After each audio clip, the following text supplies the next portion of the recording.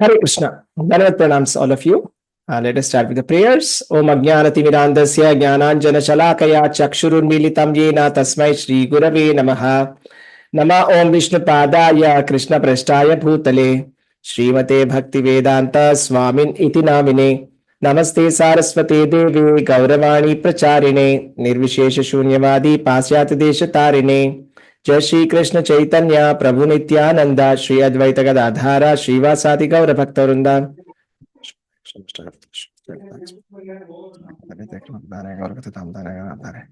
Jai Shri Krishna Chaitanya Prabhu Nityanand Shri Advaita Gadadhara श्रीवासादि Gaur भक्तवृंदा Hare Krishna Krishna Krishna Hare Hare Hare Ram Ram Ram Hare Hare.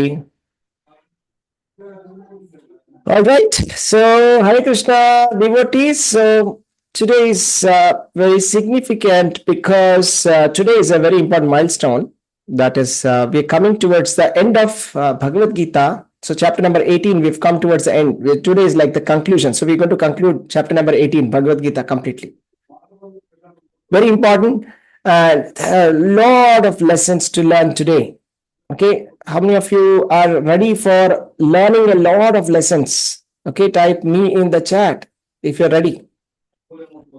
Okay, there are a lot of so many wonderful lessons. It's too good. Okay, it's just unbelievably good. Okay, so especially this commentary, right? Srila Prabhupada commentary is extraordinary and it's just too good.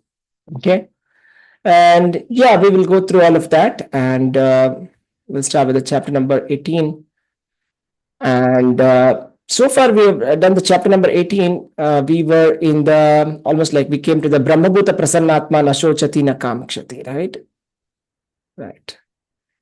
So we'll go through all of that.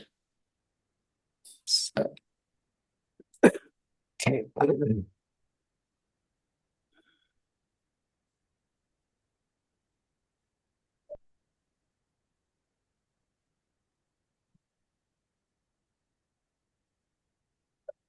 Give me a moment. Let me just see which verse we left. Brahmabhuta Prasannatma Nashochati Nakamkshati Samasarveshu Bhuteshu Madbhaktim Labate Para.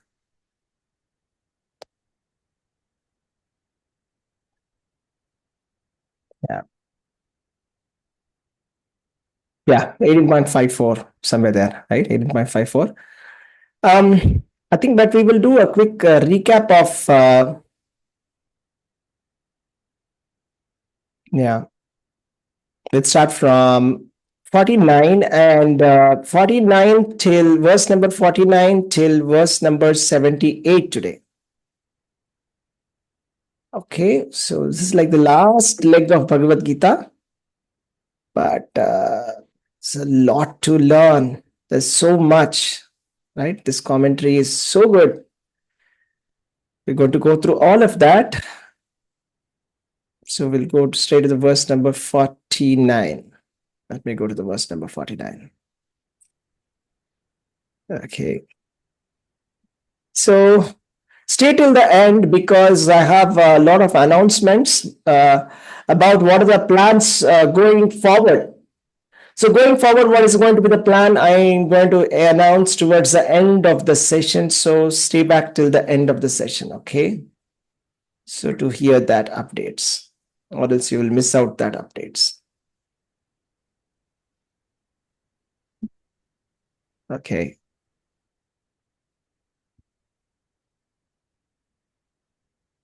Right. That's good.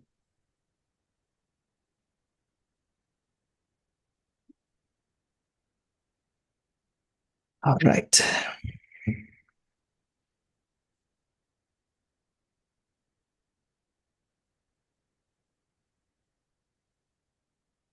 Okay, let me share my screen and then we will start the discussion. Okay.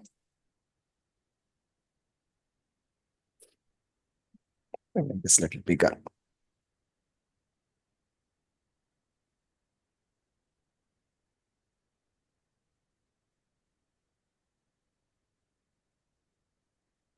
Let's begin. Hare Krishna, Dhanvat Pranams. Welcome all of you. Thank you for joining. And first of all, I would like to thank all of you for joining. And you have taken out time from your very busy schedule, I'm sure. Some of you are doing Bhishma Panchak, and some of you are busy with your household activities, office work, so different kind of activities. But you took out time and you came here. So I'd like to thank all of you for your time. And let us make sure that the next 1.5 hours is going to be very, very interesting. And there'll be a lot of takeaways. So I would recommend that you take a pen and a paper, if possible, and make notes. And also, I'm going to tell about the next steps. What are we going to do after this? All right. So let us begin the discussion for today.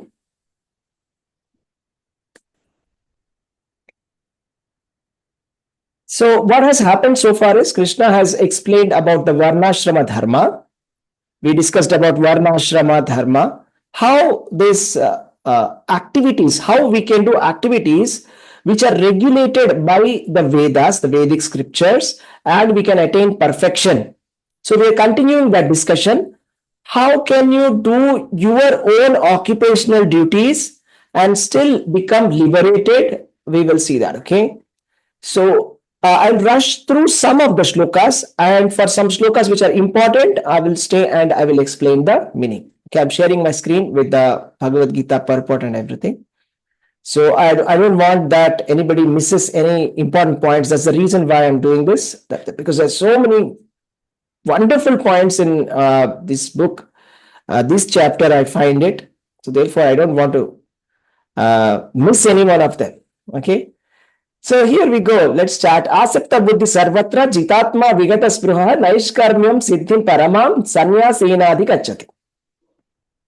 Now, so one who is self-controlled and unattached and who disregards all material enjoyments can obtain by the practice of renunciation the highest perfect stage of freedom from reaction. Okay. Now let me talk about this. The highest perfectional stage of freedom from reaction. This is what we are talking about. Now the question is, what is real renunciation? So it's like Arjuna is thinking that renunciation means just stopping activities, right? So everybody thinks like that, right? I mean, our common understanding when we say renunciation, stop doing something, we think that we should stop completely, right? I'll tell you one simple example. Let us say that there is a kid who is playing all the day, wasting time, continuously. So when the parent says, stop doing all this, what does that mean? Does it mean, I want you to tell me the interpretation. What does it mean? And what does it not mean? Just tell me some explanation for that. Yeah. Stop playing and do some productive. Yeah. It says stop playing and do something productive. Anybody else can try? Yeah. Anything that you are missing or anything extra that you want to bring about? When we say, yes. If we are playing that, it means we are thought of playing with the Lord. Okay. No, let's talk about, I'm not talking about anything spiritual here. One simple analogy. Kid is playing all the day. Exams are nearby. Kid is playing like anything. The parent is scolding, stop this. So what does that mean? Stop all of this. That's all he says. Stop all of this. What does that mean? Stop all of this mean? Stop playing and study for the exams. Yes. It means stop playing and start studying. So there is a negative and there is a positive as well. What is more important is the positive or the negative? What do you think is more important here? Positive. Positive. If the child is actually studying very nicely, there is no problem if he is playing a little bit. Do you agree? Yes, Prabhuji, yes. Correct. The problem is only in the case where the kid is playing excessively and not doing what he's supposed to be doing. Okay. So let me explain.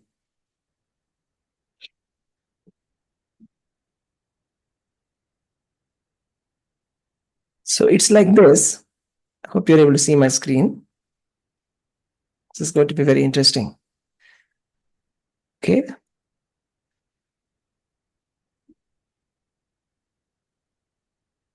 So let us say this is about playing. Okay, playing and studying. Okay, playing and studying. Playing and studying. So ideally, let us say the kid is okay. So this is like not studying. This is like not studying. Okay, this is like not playing. Okay, 4 possibilities are there. The kid is, this is possibility number 1. There is one kid uh, who studies very well and also balances his playful activities. Agreed? That is number 1. And there is another kind of a kid who studies well, but he's only studying, he doesn't play at all. Okay, it's like some of the very like bookworms, like geeks, like that, right? So who just completely stop playing, they just start studying, like those people who are studying for IOS or some competitive exams, they stop doing everything and they just completely study, right? That's one case. And the other extreme is there's a kid who is only playing but not studying. Only playing, not studying. Not interested in any kind of studies. Okay, so I'll mark this in red. And who is like such a dull fellow who doesn't play and doesn't study at all. Now tell me, what is the intention of the parent? Right? To be 1 or 2 or 3 or 4, or to be 1 and 2 or 3 or 4? What exactly is it? I mean, how do you interpret this? Hello, Prabhuji. It is 1 and 2. They should play and study. Yeah, it's 1 and 2. Everybody is getting this, right? So 1 and 2, either you play and you balance your study, or you stop playing and study. Either one of this. But studying is compulsory. We don't want you to be 3 or 4. So this is this. Don't be 3, don't be 4. So when Lord is saying here, similarly, what we have to understand is, what Krishna is trying to say is, when he says stop material activities, if you can balance your spiritual activities with your material activities, now just understand the analogy. Studying is like doing spiritual activities, Krishna consciousness. Playing is like doing material activities, or our own whatever activities that we do, Varnashrama Dhamma, getting married, getting family, everything, following the rules, everything. If somebody can balance spirituality, that is Krishna consciousness, and family life, welcome. No problem. Otherwise, if somebody is not able to balance family life and Krishna consciousness, do something, stop your family life and just focus on Krishna consciousness. But either of them are okay, no problem. But what is not okay is, if you say that I'm so busy with my material life that I don't have time to do Krishna consciousness. And what is not allowed, if somebody says that I am such a lazy person that neither I am materially progressing nor I am spiritually progressing. I do nothing. I just sleep. That's it.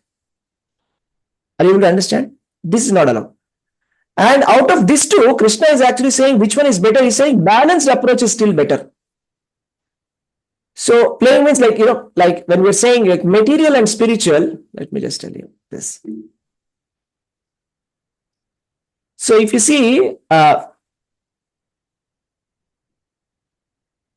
material and spiritual, so there are some people who are completely renounced. There are some people who are completely material. Krishna is suggesting it is better if somebody is balanced in between. That is like a sustained kind of a spirituality, because the idea is not to simply make a show of spirituality. How many of you are understanding what I'm saying? The idea is we want to have a very balanced life, happy life, and a Krishna conscious life, and finally go back to home, back to Godhead.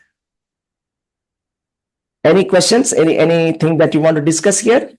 Is that clear?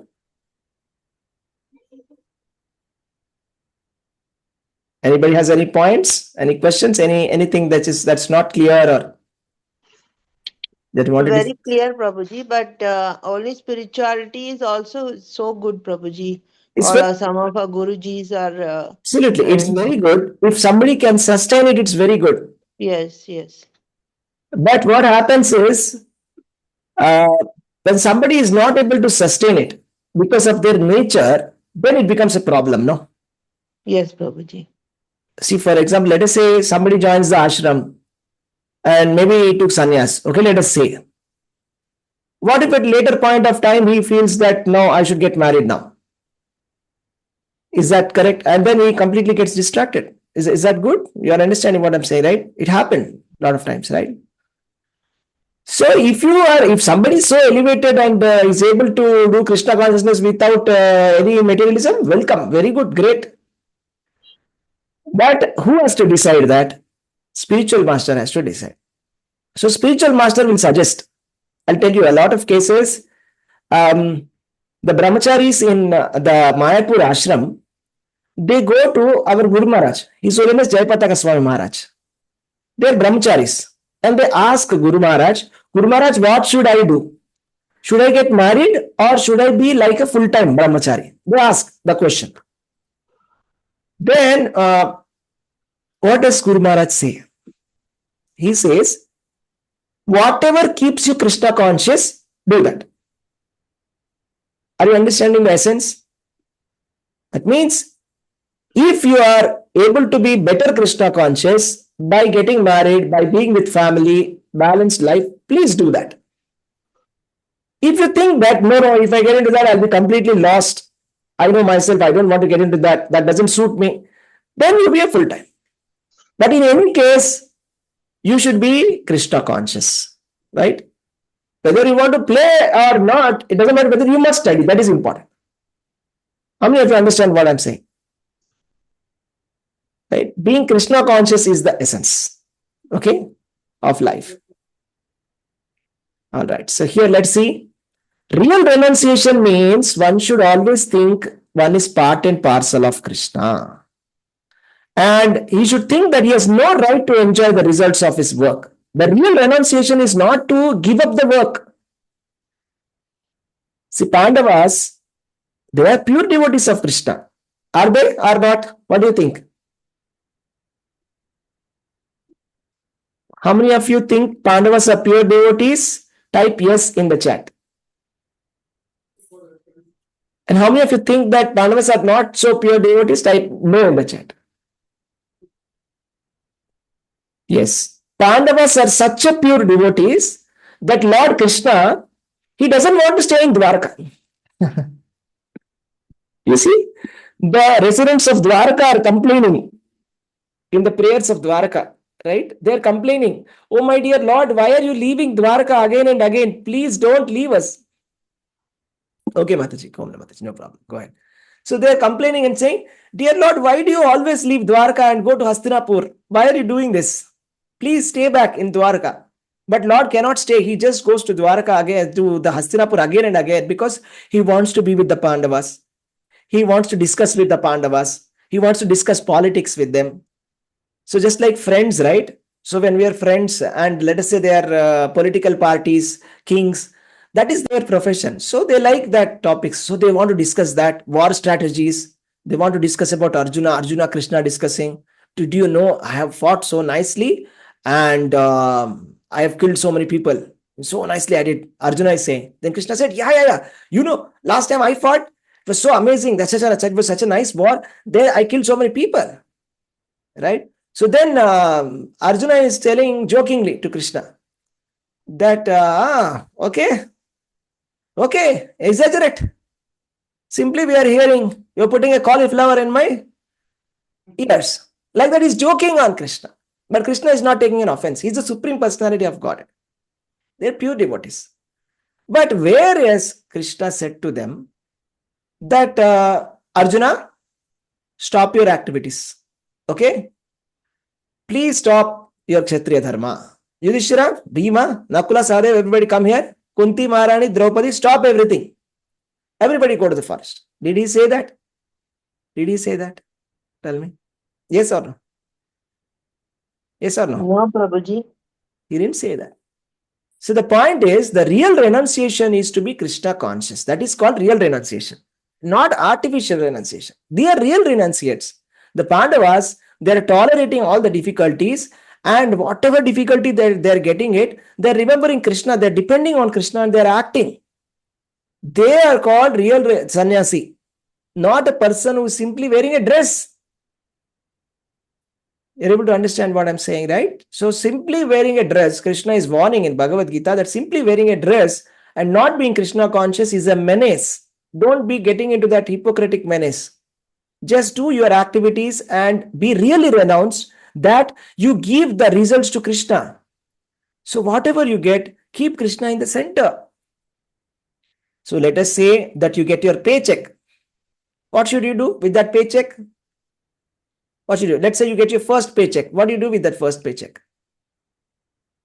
Tell me. Offer to Krishna, Prabhuji. Offer it to Krishna. You should offer it to Krishna and then take it. Just like how in the Vedic culture it is said that whatever money we get, we should offer it to the father. And then father will give the money. Like that, we give it to Krishna and then we should take it from Krishna and say, okay, Krishna has given me. Like that, we should have our mindset. If you get a promotion, you should give it to Krishna. If you buy one ornament, you should give it to Krishna. If you buy one sari, you should give it to Radharani. Should buy one new dress, you should give it to Krishna. Offer it to Krishna and you should take it. Whatever nice food that you're eating, offer it to Krishna and eat it. This is called real sannyasa. Strongly fixing that I shall not enjoy anything which is not offered to Krishna. I will not enjoy the results of my work. This mentality is called real sannyasa. How many of you understood the actual meaning of sannyasa? Type me in the chat if you got that. What is the real meaning of sannyasa? Means this is the real meaning of sannyasa. Okay, this is the real meaning of sannyasa. Okay, now we will see that whatever we have discussed now will be elaborated in the coming shlokas. We will see. Siddhim prapto yatha brahma tatapnoti nibodhame samasenaiva kaunteya nishta jnasyasya yapara. Now Krishna is going to explain how one can attain the supreme perfectional stage of Brahman. This is called Brahma Jnana. Brahma Jnana. Brahma Jnana means the knowledge of how to attain Brahman. That is said to be the highest knowledge.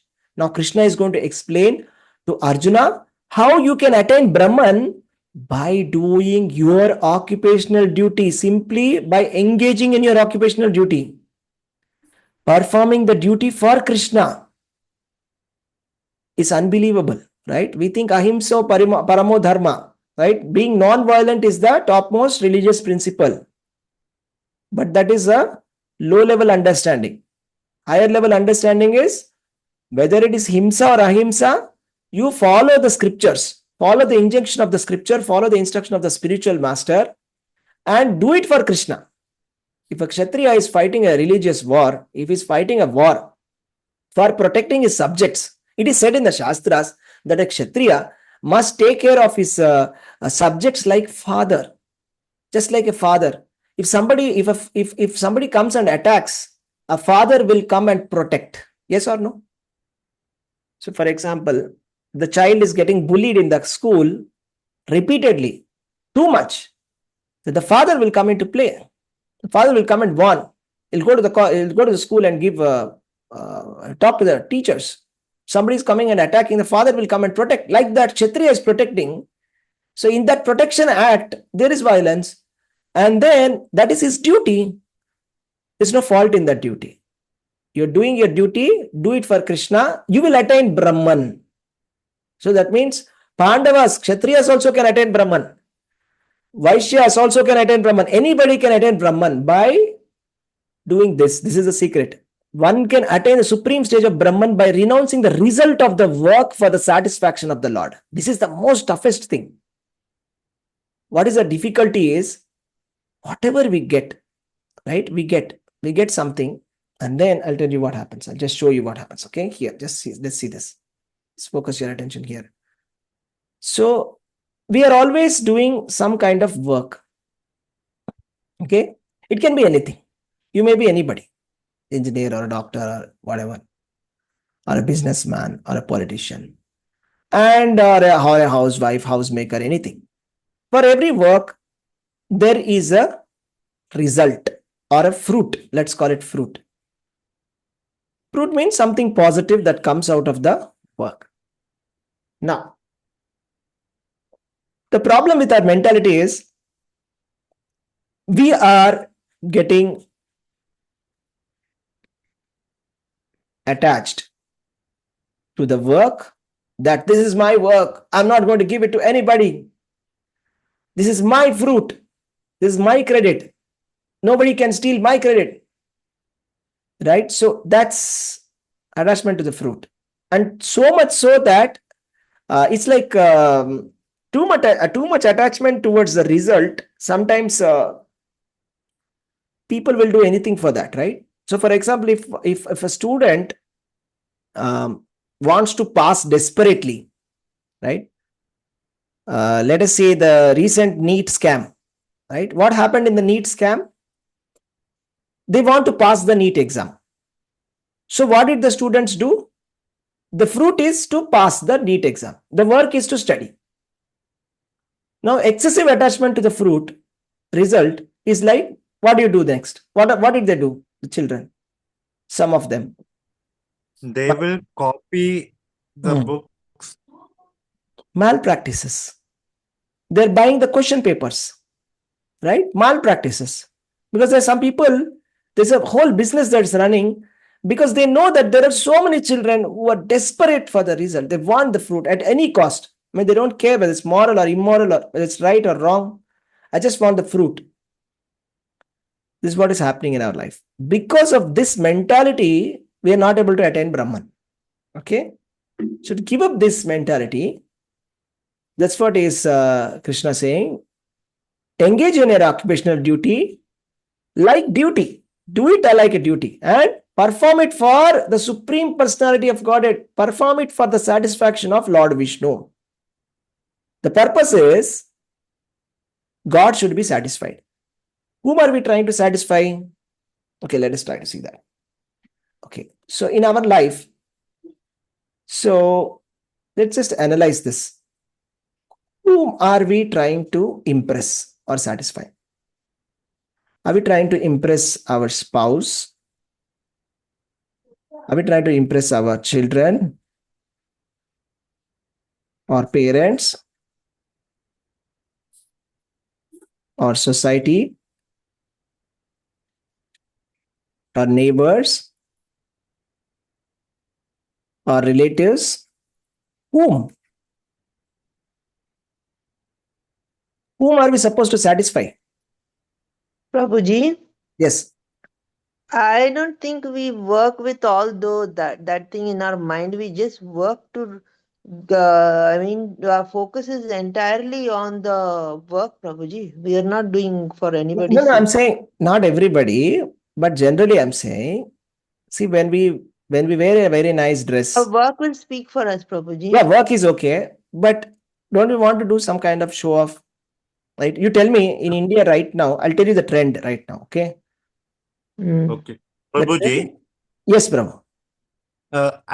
in my viewpoint, Yes, we please. must have to satisfy ourselves only. Then Okay, only we I can missed give. that. Yeah, that is also one. Okay, that also is one point. Let's say, okay, ourself. Okay, fine. Ourself. Our own conscience. Our consciousness. Okay, fine. That's also fine. So even Arjuna was trying to satisfy his consciousness. His consciousness was freaking that I don't think I should be doing this. Am I right? But Krishna did not entertain that logic.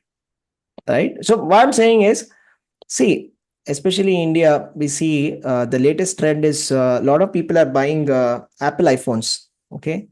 That's fine. Apple is making good business. That's not a problem. The problem is, even those people who cannot afford are buying that. Why are they buying it? Why? Because it's a status symbol. Why do you want a status symbol? To Why give do we carry show status? off. Show Show off. off. to satisfy others, to show that I'm an important Sir, person. I am also having the iPhone. Yes, New I'm also iPhone. somebody great. Respect me. So we're trying to impress the society. Sometimes consciously, unconsciously, we're doing all of this. Sometimes we're trying to satisfy ourselves, or it is relatives, or neighbors, or society, or parents, or child, or spouse, anybody. But by doing all of this, we're not going to attain Brahman. We are not going to attain spiritual perfection by any of this. Prabhuji, may I add something? Please. This is probably because of the peer pressure and impact of all these international schools and parents, Prabhuji. Yeah, possible, Mataji. So it's always there. Yeah, different kind, and it's also advertising also, because the advertising makes it aspirational. Okay, we are all gullible, right? So the businesses are very, very smart. They know how to play with our minds, and they make it aspirational that you should have this. If you don't have it, you are nothing, like that, something like that. So therefore, people will do a lot of things, right? So what Krishna is saying, the central point is Supreme Personality of Godhead, Krishna.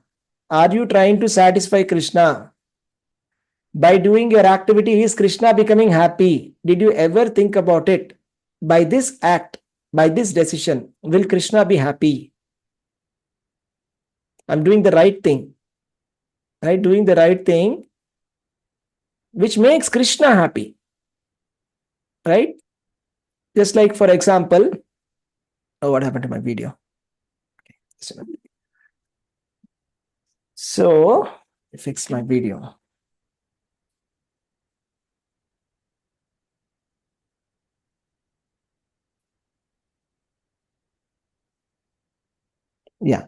Yeah. What was I saying? Are we thinking whether Krishna is going to be happy by this? Right? I'll just tell you one situation. Right? We all know this story when Ashwatthama attacked. Whom did he attack with Brahmastra? Ashwatthama. Pandavas. Uttara. Draupadi's 5 sons. Uttara. Yeah, and Pandava Uttara, the pregnant woman, that is wife of Abhimanyu, that is Uttara. daughter-in-law of Arjuna, Uttara, right? And then Arjuna, he promised that I will bring the head of that person, and I will cut that head of Ashwatthama, and I'll put it in her feet for Draupadi, and I'll make you do the ceremonial bath after the death. He goes and he captures Ashwatthama and is about to kill. Then there are two opinions. Bhima says, kill him. Then Draupadi says, don't kill him.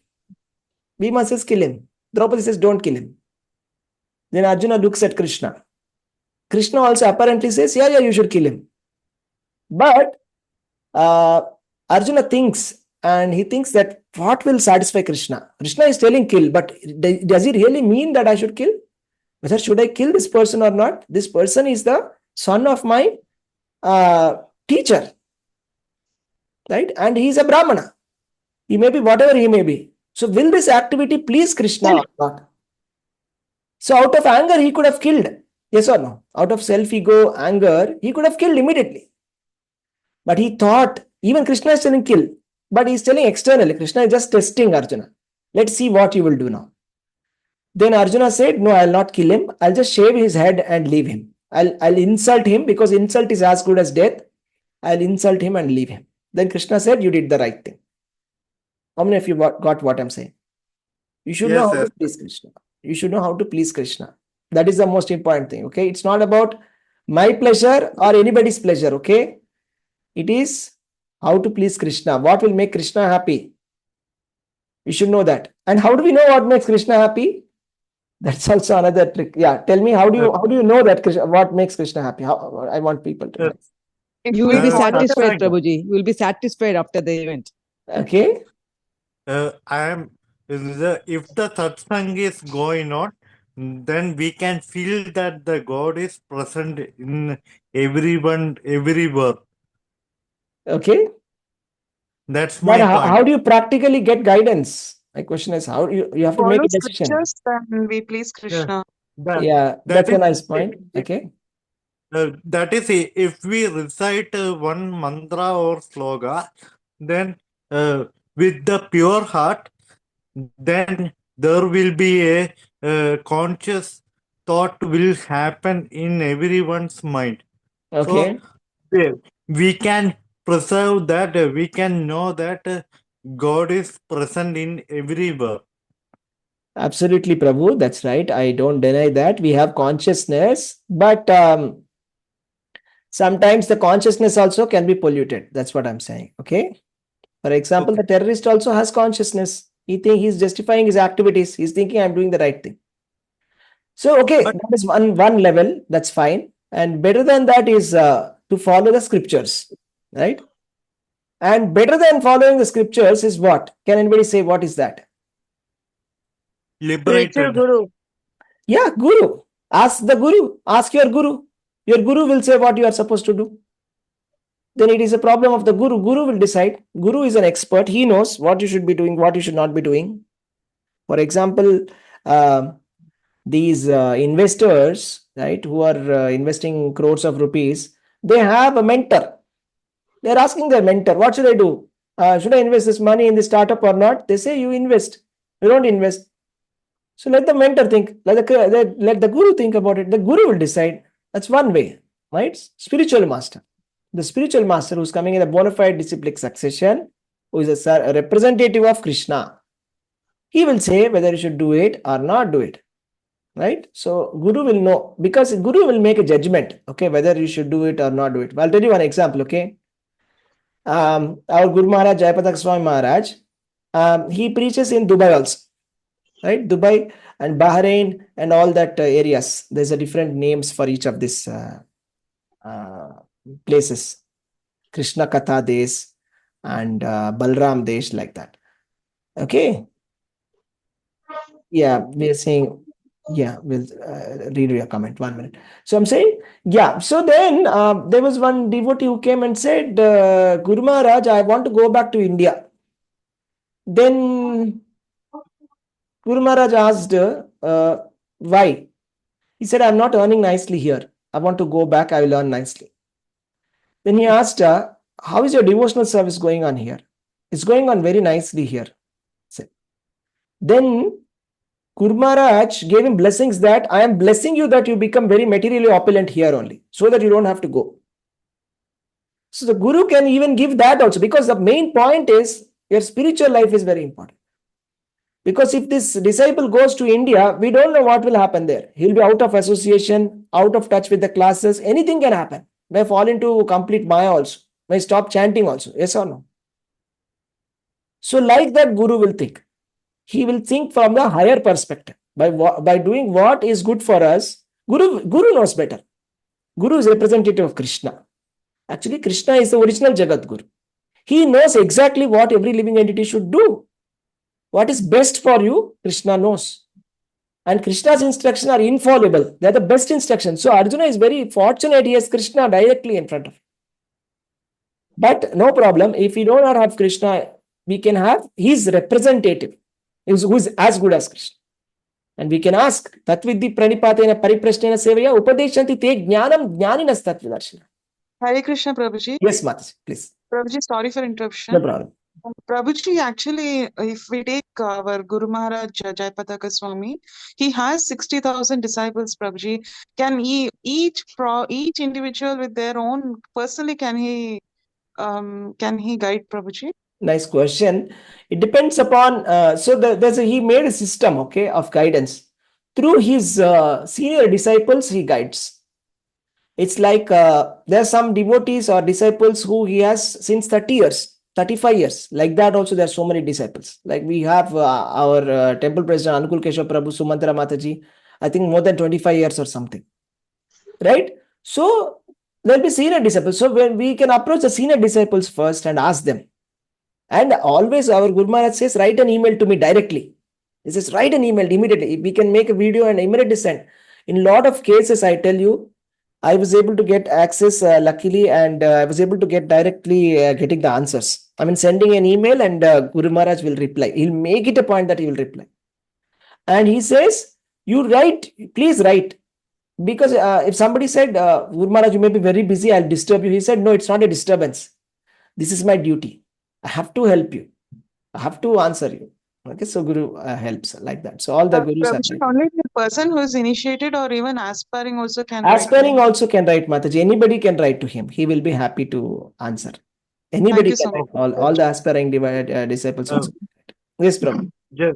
just one question. That is, if I am having some doubt in my mind, when I take Bhagavad Gita or Ramayana or any other scriptures, so when I thought that this question is for my that is for my answer, I took one page. I got the answer. Just like I have experienced that also. Yes. That is why I am sharing. Yes, Prabhu. Thank you for sharing. Yes, always like when we have Krishna in the form of his words, right? And Prabhupada is in his books. So like that, if you read the books, you may get guidance, right? A lot of people get guidance like that. Okay, that's nice. Let's continue. Now, how do we get Brahman realization? Is the answer here. Okay, how to get Brahman realization? This is the process of knowledge. Brahman realization is Jnana Yoga. Okay, Jnana platform. How to do that Jnana Yoga, what we are supposed to do, we will see that. Okay. Being purified by his intelligence and controlling with the mind with determination. Can anybody read this? It will be better if somebody can read it. Which Prabhuji? Am I sharing my screen properly? Are you able to see this bold one? Being purified from by his intelligence. This one. Which sloga? Shloka is 51, 53. 51 to 53. 51 to 53. Shall I read? 51? Yeah. Are you having the Bhagavad Gita as it is, Prabhu? Yeah. Bhagavad Gita as it is. Okay, please read 51 to 53 translation. Thank you.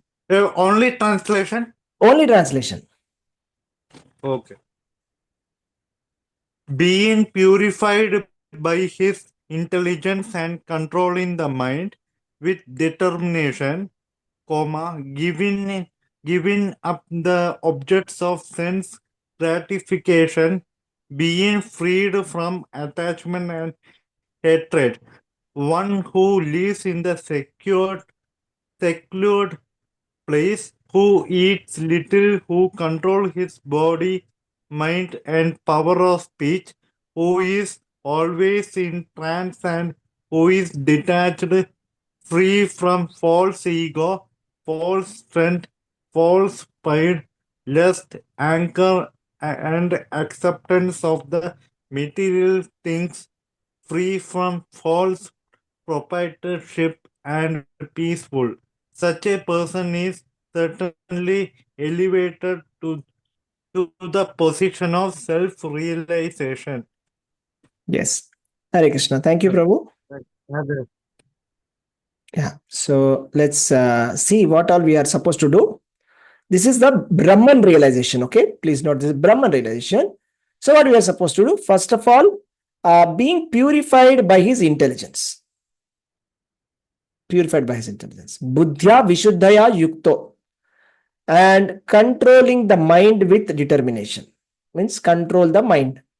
Purify your intelligence, control your mind. Next, what we should do? Give up the objects of sense gratification. So whatever sense gratification objects that are there around us, we should give up that activities. And give up hatred and attachment. So what happens to us is, we are always having two things, likes and dislikes. Am I right? If I ask you what are your likes, you'll tell me, I like this, I like this, I like this perfume, I like this food, I like this season, I like this movie, I like this singer. Hatred or dislike. I don't like this. I don't like this season. I don't like this. I don't like this person. I don't like that person. I don't like it when somebody says. So this is called attachment and hatred. So we should give up that attachment, hatred. Next. living in a secluded place. Okay, living in a secluded place, not mingling with everybody and just being materialistic like that. In a secluded place, trying to live in a secluded place, and eat little. Right, a voracious eater cannot be obviously self-realized, right? So somebody is simply eating. How is he going to get self-realization? By eating, right? So that's what yuktahara viharasya. We should be controlling our eat and sleep, right? And then control his body, mind, and speech. So control his body, mind, and speech. First, starting with our mind. So first of all, whatever comes to your mind, you should control your thoughts. First, control your thoughts. Sometimes some bad thoughts creep inside our mind, right? We'll think later, why did this kind of thought also come inside my head? Let this thought not come, and again that thought may pop up again. This, we have to put a filter on the mind first. Like sometimes we utter some bad words, bad speech, unknowingly, knowingly, out of mode of passion, mode of ignorance, we will insult others. We will just state the fact as it is and we'll say, you are this, you are that. And later that person gets very hurt. Right? So it's violence from speech. Sometimes with the body, we take some action which hurts others. Control the body, mind, and speech, and stay in trance. And stay in trance. Stay in trance. Trance is like samadhi state. Okay, staying always in trance. And being detached. Being detached looks like a very big checklist, isn't it? It's scary. Let's see. Who is detached, completely detached from materialism, right? Very spiritual. And then free from false ego. Free from false ego. False ego means, I told you, ahankara, right? I did this. I am the owner. Do you know who did this? Do you know who helped you? It was me. That's false ego. Free from that false ego. Do you know how great I am? False strength, false pride, all of that will come into that. False ego, false strength, false pride. I'm thinking I'm very strong, I'm so great, there's nobody better than me. Free from lust, anger, right? And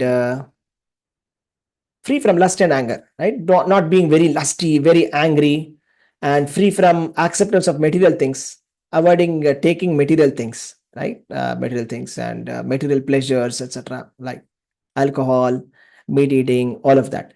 Free from false proprietorship, thinking that I am the owner. This is mine. This is my house. I am the owner. I am the chief minister of Telangana. Without, if I say everything will stop, being peaceful. Okay, very huge checklist Krishna has given.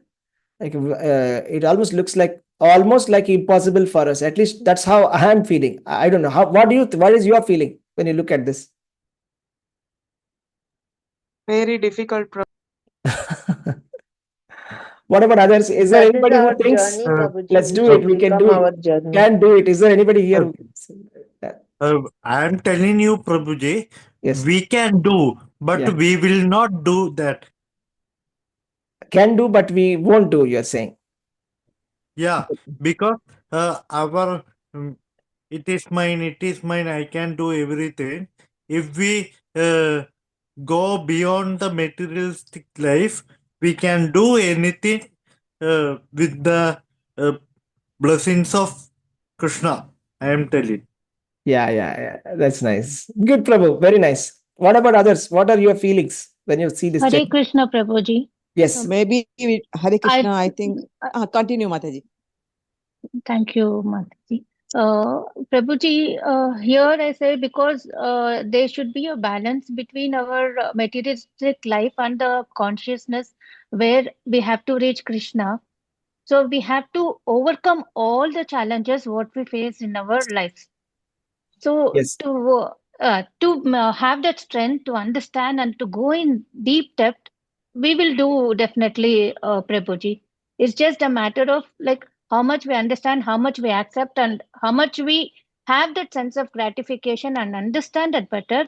The more we do, the more we'll realize, and the more we will attain, Prabhuji. And once we attain, then we will fall as a surrender to Krishna and will understand more well, and everything will fall align with the Krishna consciousness, Prabhuji. Okay. Thank you, Mataji. Thank you for adding your opinion. Hare Krishna.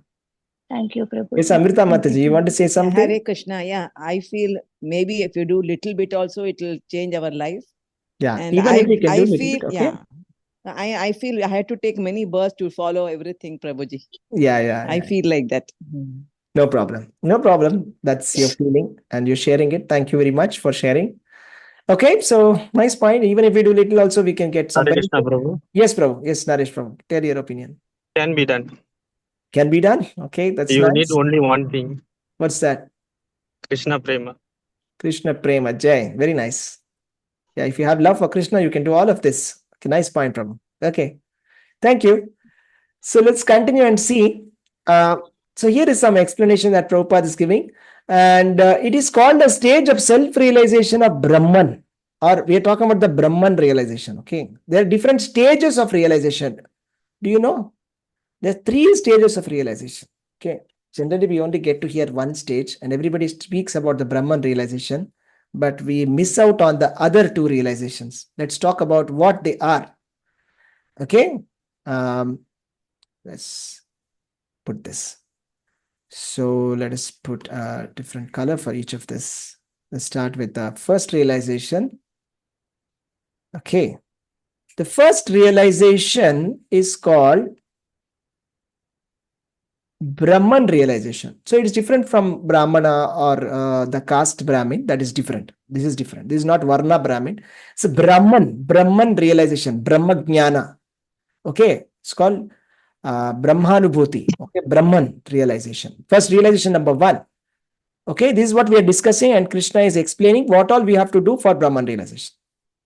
There is another kind of realization. Does anybody know what is the second type of realization? Paramatma.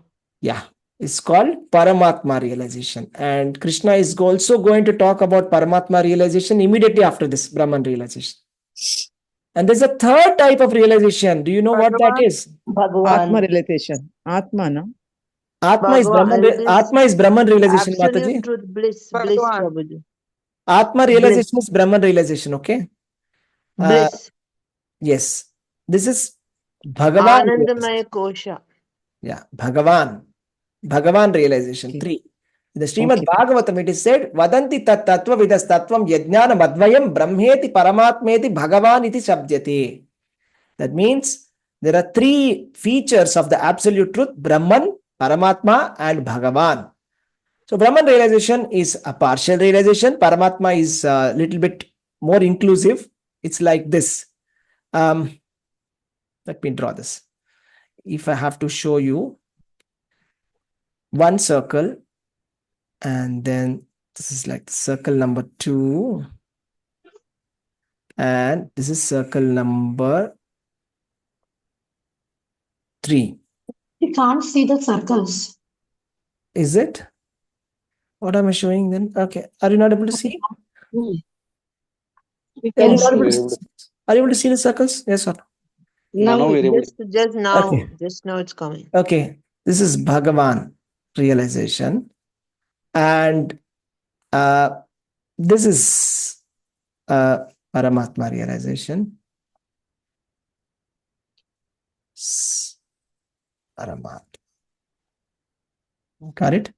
And this is Brahman. So what do you understand from this diagram?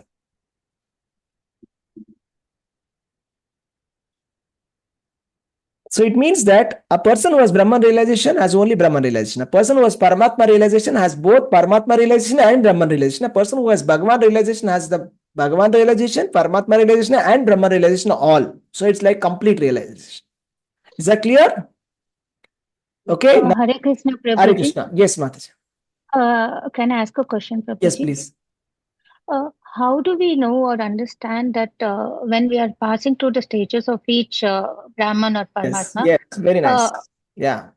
So that we are escalating, or how do we identify ourselves and go ahead? Nice. Absolutely. Very good point.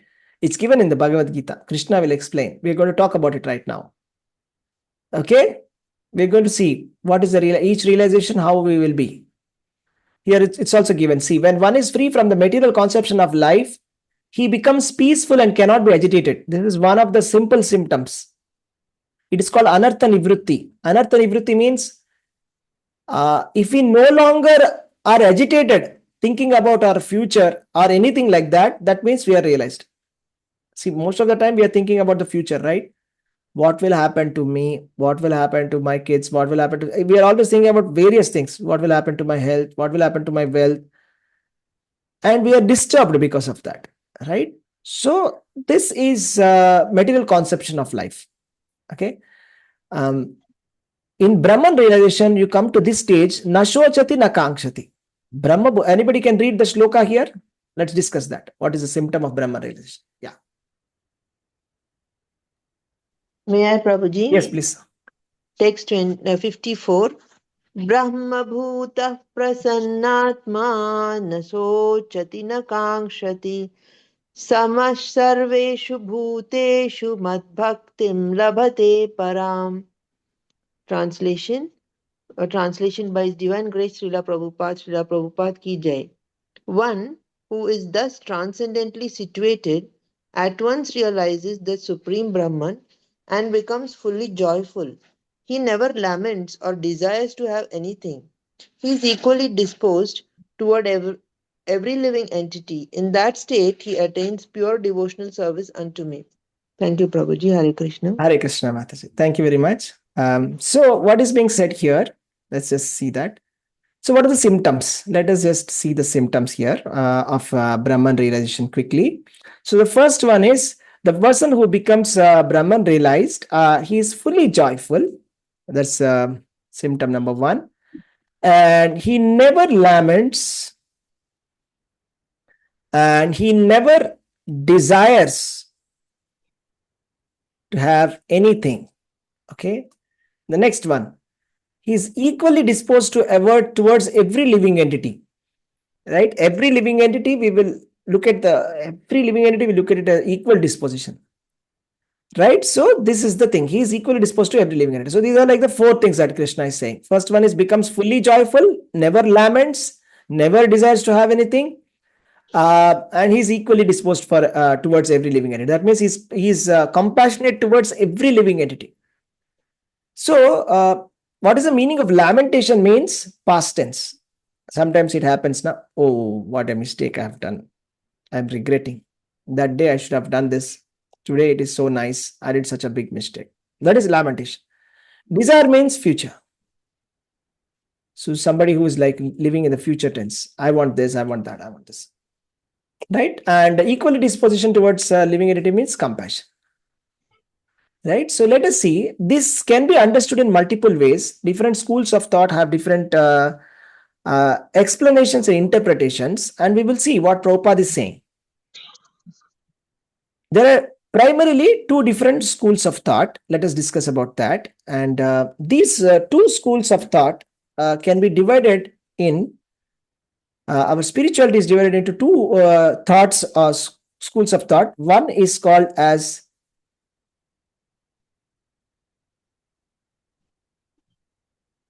this is number one, and we have another school of thought called personal. Again, it's not coming up, Prabhuji. I'm sorry. So we have two schools of thought. One is impersonal and one is personal. Okay. So the impersonal school of thought, the goal of impersonal school of thought is Sayujya Mukti. Sayujya means, what do you say? Becoming one with God. Okay, it is called Sayujya. So they want to they want to lose their individuality forever. They want to lose that individuality, that I am this individual, that individuality, they want to completely finish it. That is per impersonal school of thought. Personal school of thought, they reject Sayujya and they accept others like Sarupya, Samipya, and Salokya and Sarishti. Okay, these are different types of realizations or different types of liberation. So these are personal. In Sarupya, you have a body like that of the Lord. In Samipya, you are in the proximity of Lord. In the Salokya, you are staying in the same planet as that of the Lord. And in Sarishti, you are enjoying the same opulences that the Lord is receiving. These are the personal types of realization. And of course, personal realization, there is something which is bigger than all of this. There's a bigger goal than all of this. Anybody knows what that is? Beyond Sayujya, beyond Sarupya, Samipya, Salokya, Sarishti, that is Prema. Prema. Prema. So it is said that a pure devotee does not accept even Sayujya, Sarupya, Samipya, Salokya, Sarishti, even when offered by the Lord. Lord comes and says, okay, come on, I will give you liberation. Take. Then he says, dear Lord, please don't give me liberation. Just give me a benediction that even if I'm born thousands of lifetimes also, I have devotional service towards you. I am in the association of we are pure devotees. I'm always serving you. That's what I want. That's the main point for me. I don't want to be like, liberated. I want to be serving you. I want service. Give me service. Okay, so this is the point. Now coming back here, Brahmabhuta Prasannatma Nashochati Nakangshati. Here, Prabhupada is saying to the impersonalist, achieving the Brahmabhuta stage becoming one with the absolute is the last word. So for those who are in the impersonalist school, they say we want to become one with the absolute. Sayujya means becoming one, homogeneous with the absolute. But for the personalist or a pure devotee, one has to go still further. What is that? And become engaged in pure devotional service. A personalist rejects Sayujya. So that's a very surprising thing. It is said in one of the shlokas that Sayujyam Narakayate. Sayujya Narakayate is like, they think that Sayujya is like a hell. I don't want that. I don't want to lose my existence and individuality because I want to serve Krishna with my individuality. Because if I lose my individuality, then where is service? There's no service, right? If you become one with the person whom you want to serve, where is the point of service? There's no service. Service is finished. Therefore, one who is engaged in pure devotional service is already in the state of liberation. It's a very important point. So that means if you are engaging in pure devotional service of Supreme Lord, you are already liberated. Why? Because Krishna here is saying, in the state of realization, he attains pure devotional service to me. Please take a note of this. It's a very important point. Sama sarveshu bhuteshu madbhaktim labate param. Okay, let's put it in red to highlight it clearly. So that means after liberation, we get prema. After liberation, we get bhakti. Bhakti is not before liberation, or bhakti means Shuddha Bhakti, like pure devotional service is beyond liberation. That means anybody who is performing pure devotional service to Krishna, he is already liberated, because without liberation, you cannot even serve the Supreme Lord. Only liberated souls can serve the Supreme Lord. That's what it means. Okay, so it goes on and it says that the pure devotee has got no thought other than Krishna, therefore he is naturally joyful. So Brahmabhuta, we said 4 things, right? First thing, becomes fully joyful. A pure devotee has no thought about himself. He is always naturally joyful because he is only thinking about Krishna. He does not lament for any material aspiration or gain.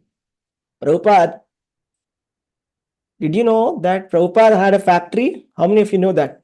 He was running a factory. Did you know that? He was running a business before he became sannyasi. He was a businessman. Before he was a grihastha. How many of you know this? Yes, Prabhuji, I'm reading Prabhupada Lilamrita right now. And what happened? His factory was burnt down. And his factory was looted.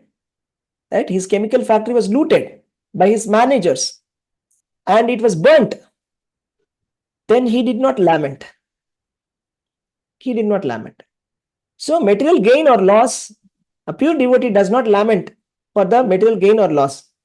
Right? So because he knows that everything is given by Krishna only, he thought, okay, Krishna is giving me mercy like this. Krishna doesn't want me to be successful in the material life. That means he has some bigger plan for me. That's how he thought. So that's how a pure devotee is not disturbed by lamentation. He doesn't think about, oh, what happened? What happened? Why did this factory burn? I'll cry now. No. Right? And he doesn't desire anything except spiritual desire. Prabhupada's only desire was he wanted to preach Krishna consciousness. That is not a material desire. That is a spiritual desire, positive desire. That is to please his spiritual master, Guru. And his Guru wants to serve his Guru. They want to serve Krishna. They want to give Bhagavad Gita to everybody. That's a spiritual desire, right? So this is called Brahma Bhuta stage. It's very easily attained by pure devotee. If you see this big list, actually it looks very scary. It looks like we can never do it in this lifetime, or maybe in many lifetimes also. But if you do pure devotional service, it's very easy. That's what Krishna Prabhupada is saying. It's very easily obtained by a pure devotee. And the pure devotee is not interested in annihilating one's individuality. I said, like, it's like a hell to think that I want to become one with Krishna.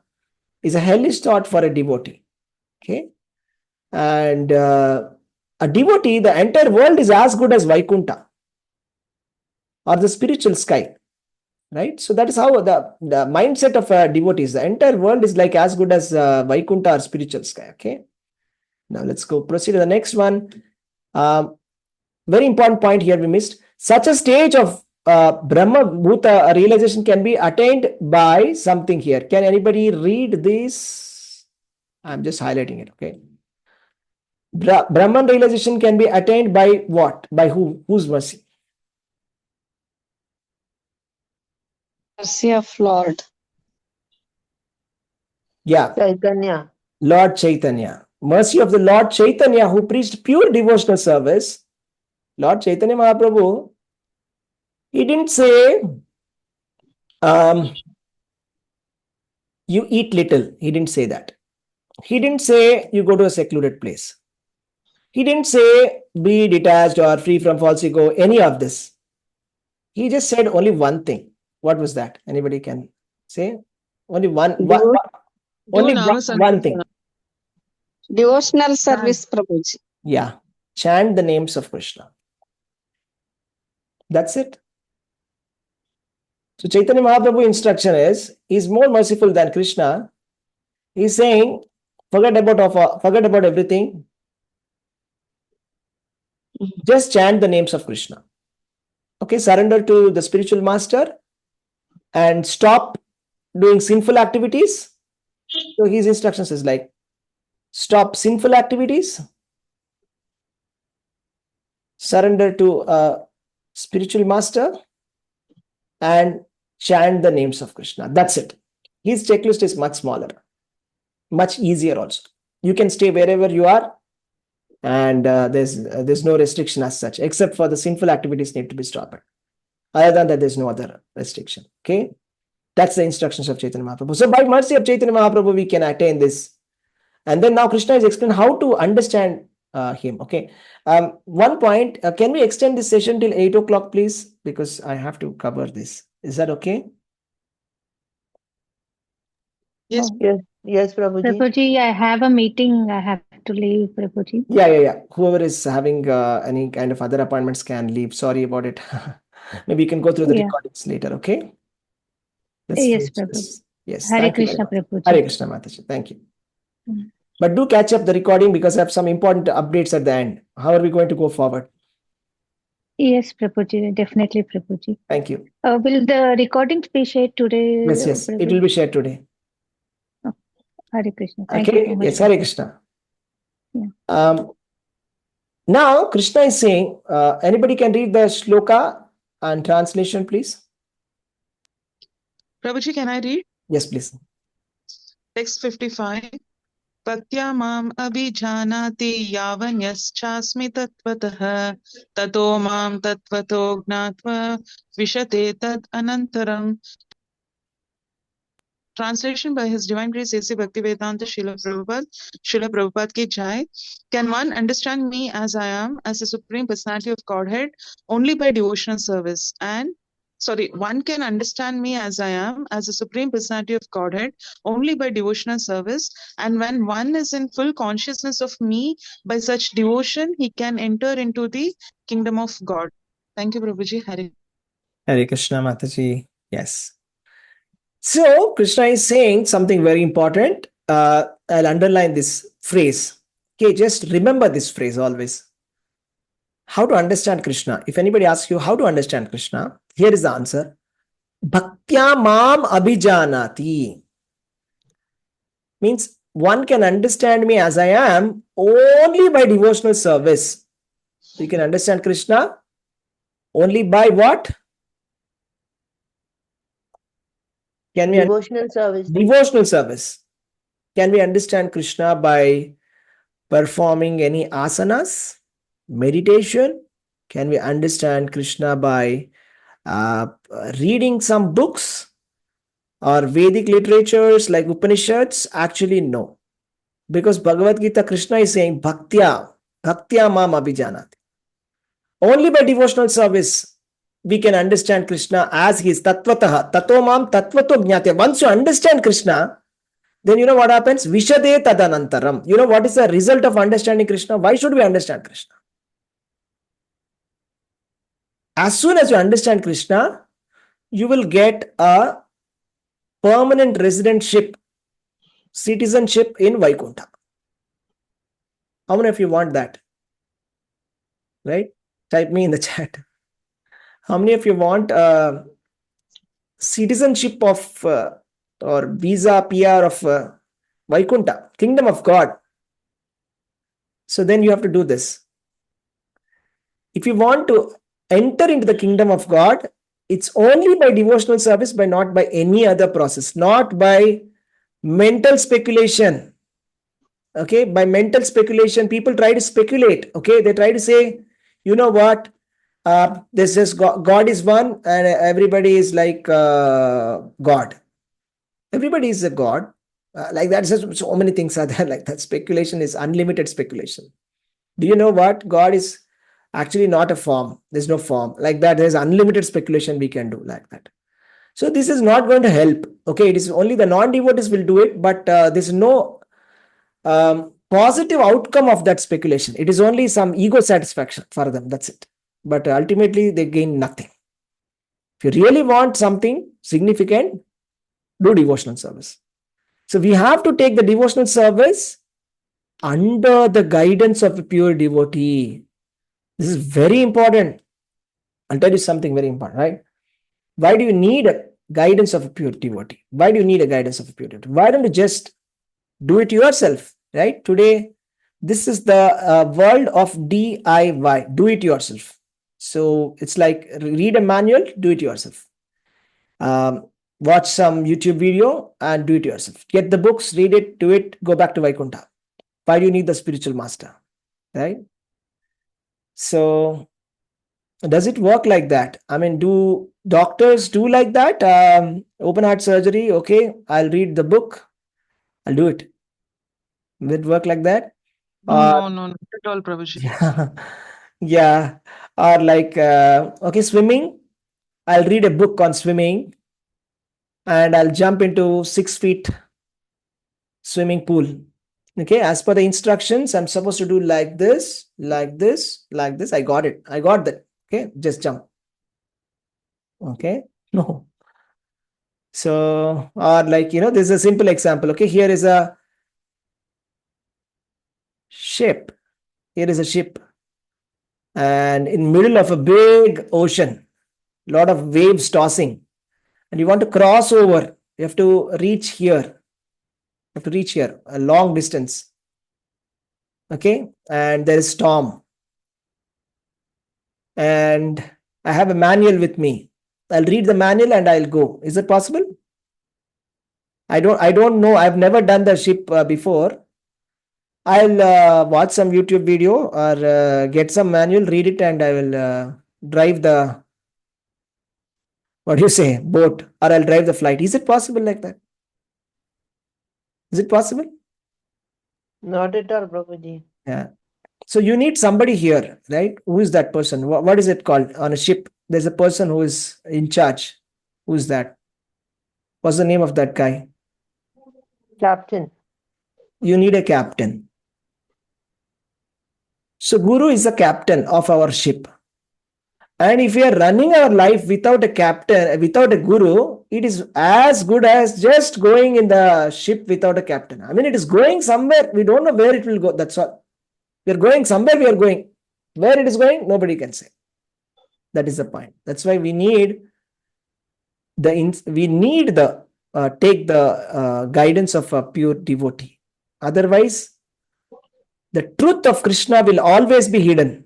Naham prakasha sarvasya mudhoyam nabhijanati. Krishna says, nobody, I mean, yogamaya samavritaha. Krishna is covered by yogamaya. Ordinary people who are not pure devotees of Krishna can never speak about Krishna. First of all, they can't liberate themselves. What will they liberate others? It is said in Bhagavatam, a blind man cannot lead the blind men, others. They will both fall in the valley. Similarly, who is not a pure devotee, if such a person accepts professionally as a guru, he is not going to go anywhere and he's going to take and fall into the valley. That's it. Nobody can understand Krishna by mental speculation. Only by devotional service. University degrees are not helpful, right? Because there's so many university degrees. You can study in the Banaras University and you can do a Sanskrit PhD in Nyaya Shastra, and you can do a Sanskrit PhD in Bhagavad Gita. You can do double MA. All of this, it's not going to help. It's not going to help. Only the spiritual master who is fully conversant with Krishna science, who has himself heard, who has himself practiced, who has himself attained the perfection of Krishna consciousness, only can guide. And again, another point is only then we can attain the spiritual kingdom. It's not a joke. It's not a cheap thing that I just do it myself and it will work. No. And becoming Brahman does not mean that one loses the identity. Identity will always be there. Liberation means getting free from the concept of material life. If you get free from material life, it is that's here Krishna is saying Vishade. Vishade means enter into me. What do you mean by entering into Krishna? What do you think is the meaning of this? So what do you think? Entering into Krishna, how do you enter into Krishna? Can you enter into Krishna? But Krishna is saying Vishade tadananturam. Vishade means enters. Yeah. So what it means is Krishna's another name is Vaikunta. One of the names of Krishna is Vaikunta. His Dhamma is also himself. The spiritual world is his name. So when he says you can enter into me, it doesn't mean we'll enter into his body or something. We'll enter into Vaikunta. That's the point. So we should not misinterpret it. There are the impersonalists will misinterpret this that, I understood. Okay, it's like just like, take some salt and put it inside the water and then it's mixed.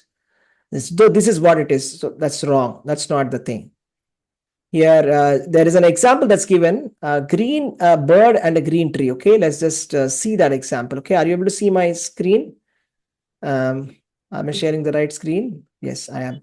Okay, let me show you something. This is a very interesting example. Okay, here is what is this? Can anybody say what is this? What is this? Tree.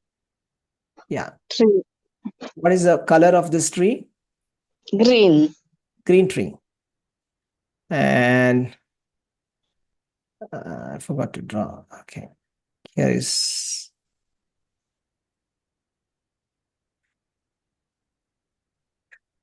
What is this?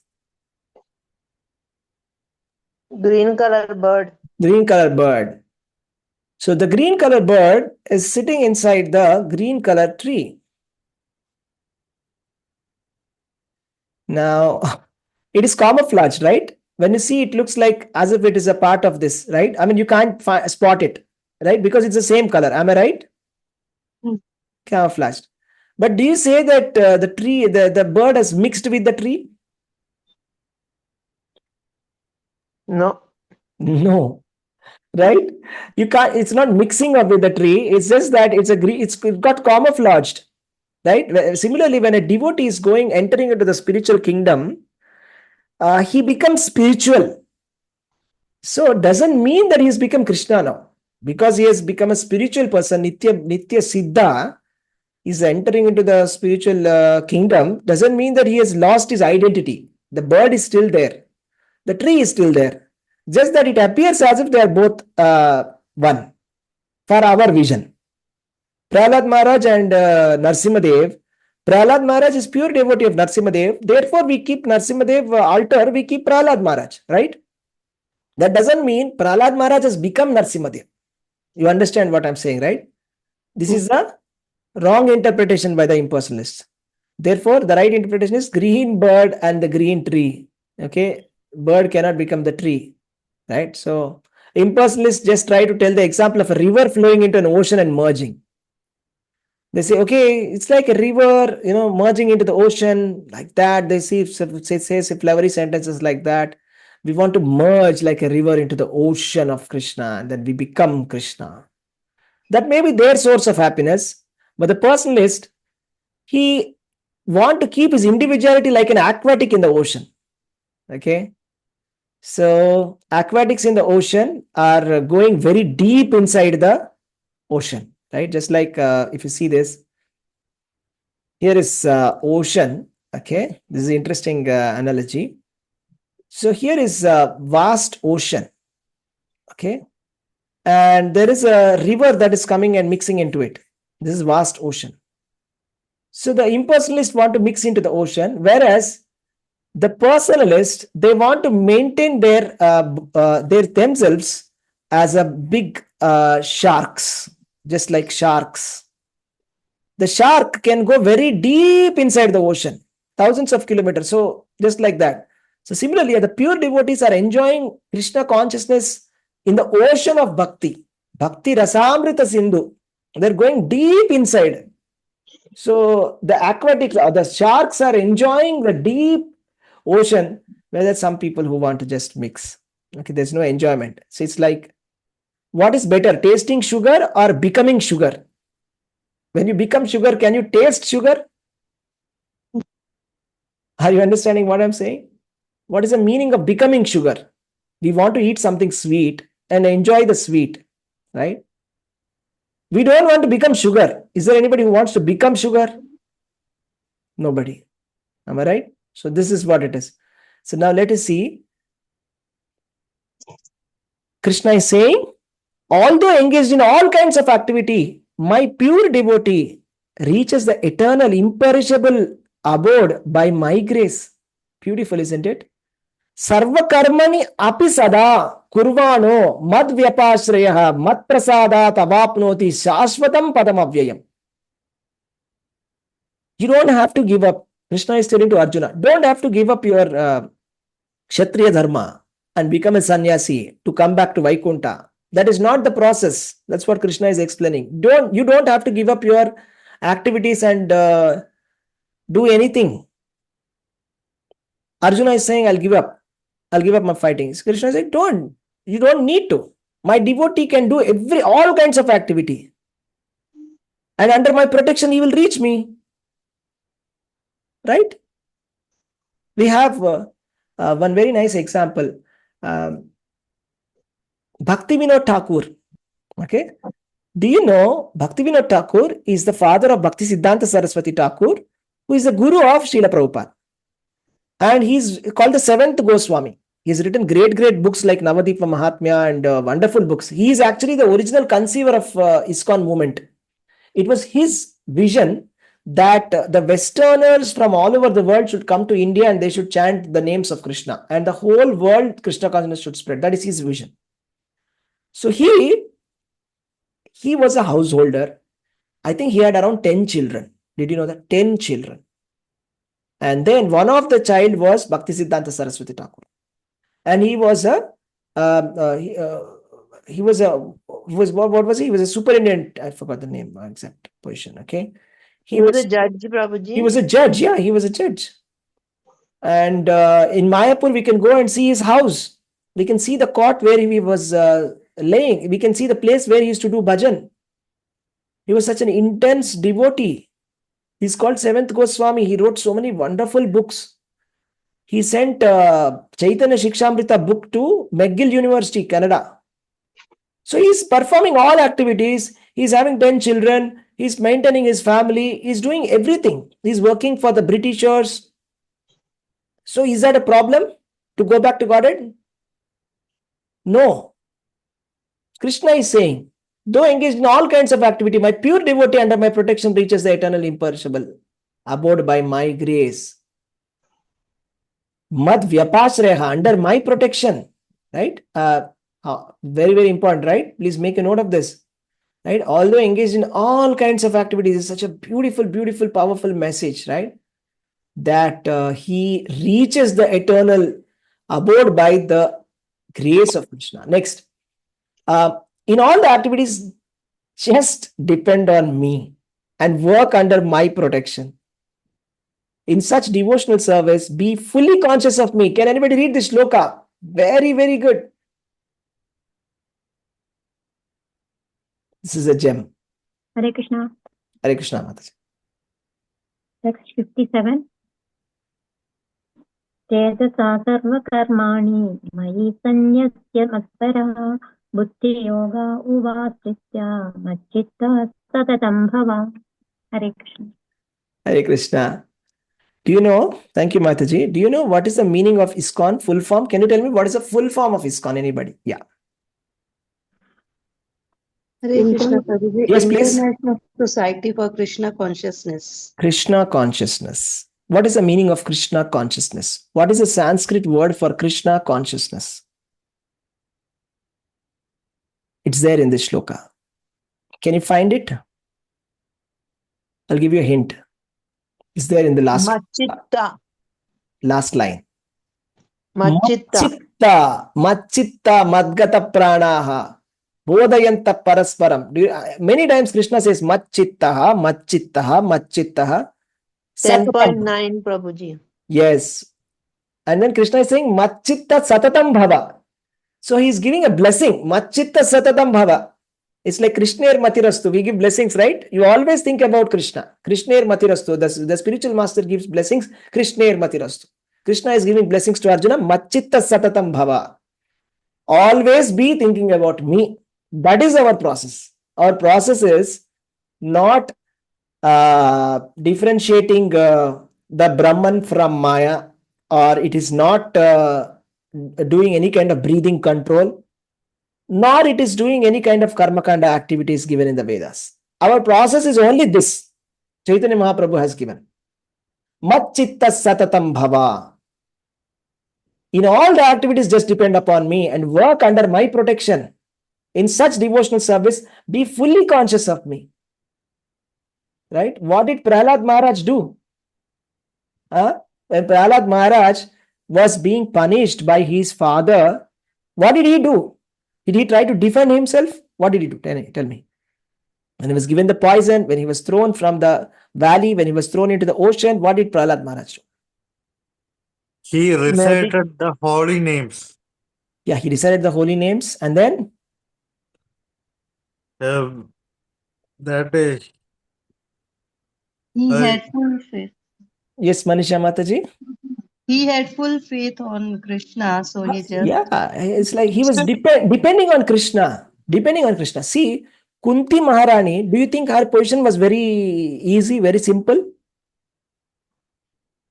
Kunti Maharani, she became, first of all, when she got married, first problem was, by mistake, she used the boon of Durvasa and invoked sun god, and he got a son before marriage. Can you imagine? Before marriage. Karna. And she did not know what to do. She put the baby in the water. First problem. After that, she got married to Pandu Maharaj. Next, what happened? Pandu Maharaj, one day he went for hunting and he killed one deer who was actually a rishi, and he was cursed. That if you unite with your wife, you will die. Then Pandu Maharaj went into Vanaprastha. He went to forest. Pandu Maharaj along with Madri and Kunti went. So is that a very pleasant scene?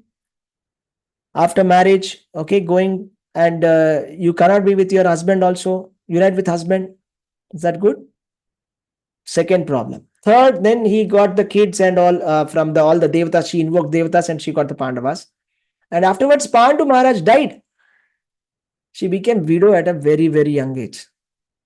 And then not only that, Madri had two sons, Nakula Sahadev. And Madri did sati. Along with her husband, she went off. So now she has to take care of not only her three sons, Arjuna, Bhima, and Yudhishthir Maharaj, also the sons of her stepwife, Nakula and Sahadeva. Is that a very pleasant scene? Is that very easy for any lady? Tell me. So she No. has to go through that.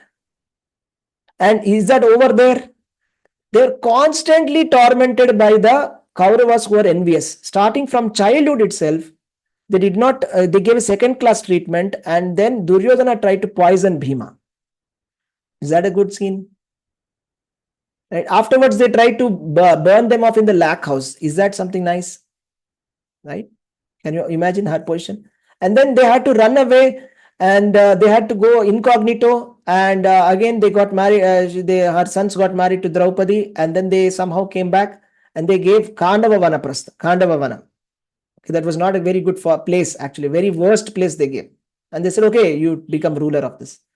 So they struggled very hard and built a kingdom, everything fine. And then they played the game of dice, and then they insulted the daughter-in-law, Draupadi. They stripped her naked in front of everybody. Is that something nice? They completely took off all the kingdom, right? And Kunti Maharani, is that over then? No. Then they went to 13 years of Vanavas and 1 year of incognito. All the sons, right? Even Draupadi became maid servant. Bhima became a cook. Yudhishthira Maharaj became a dice player, right? Nakula Sahadeva cleaning the horses. Is it a very pleasant scenario?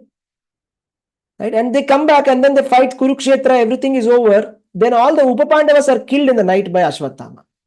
Is that nice? Right? Upapandavas are killed in the night. That is, their grandsons are killed when they are sleeping.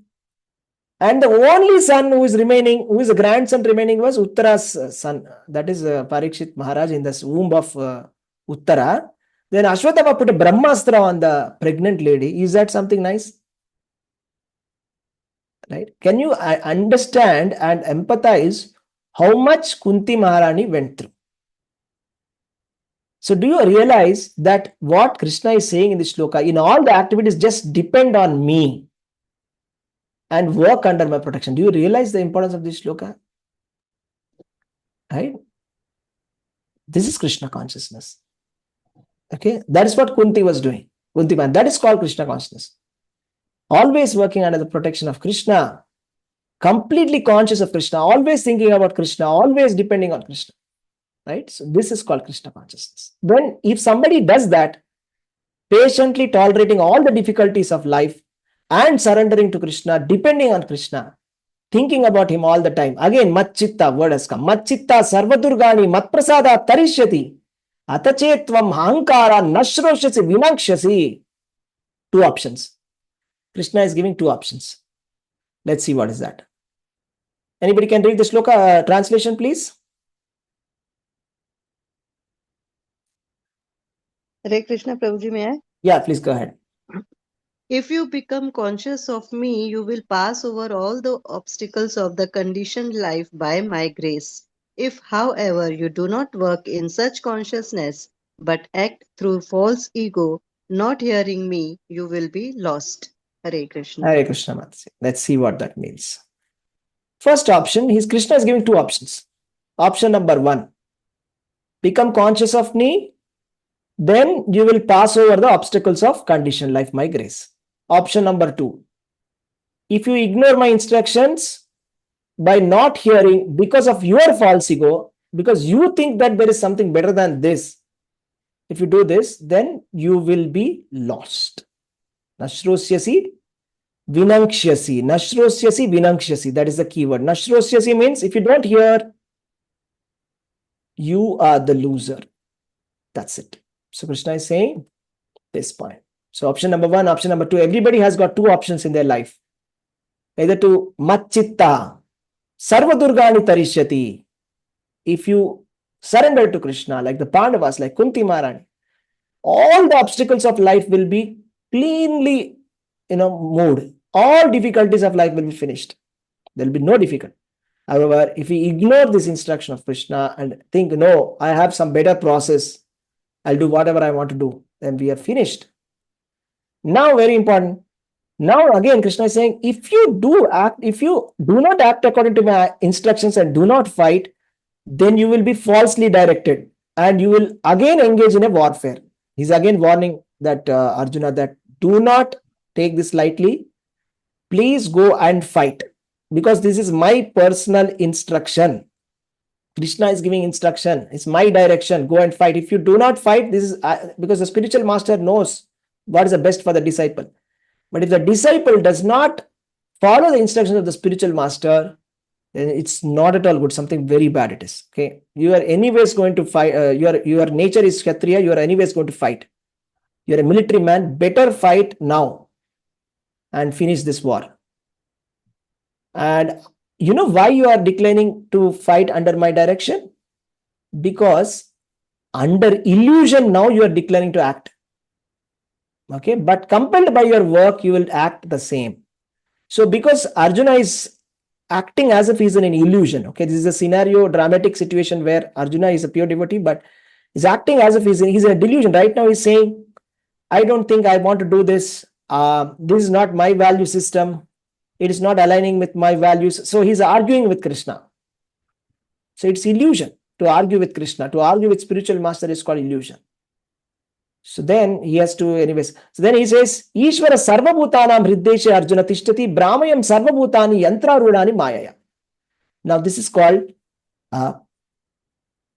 this is called as Paramatma realization. What does that mean? The Supreme Lord is situated in everyone's heart. Where is he situated? Where is the Supreme Lord situated? Everybody can say, unmute and say. Where is Krishna situated? Everyone's heart. Everyone's heart. He is situated in heart. And he is directing all the wanderings of all living entities who are seated on a machine made of material energy. It's like a robot. Krishna is telling yantra. Yantra means robot. We are all robots. Type robot in the chat. We are yantra. Our body is a machine and we are getting attached to a machine. It's a material machine. And we love our machine so much. We are not that machine. We are the living entity within. And it is a Krishna who is situated in everyone's heart, who is directing all the living entities within what to do in that machine. Right? Just like a person who is sitting inside a big JCB. Right? He is not JCB. He is the driver of the JCB. Right? Similarly, we are inside this body and we are fallen in love with our bodies. But that body, unfortunately, is temporary. And there is somebody beyond that. First of all, we are not the body. And there is a controller in the heart. We have forgotten the controller. This is Paramatma realization. Okay. Next, he is telling, surrender unto him utterly. Krishna is telling, surrender unto him utterly. So, somebody can ask, why is he saying surrender unto him? Why doesn't he say surrender unto me?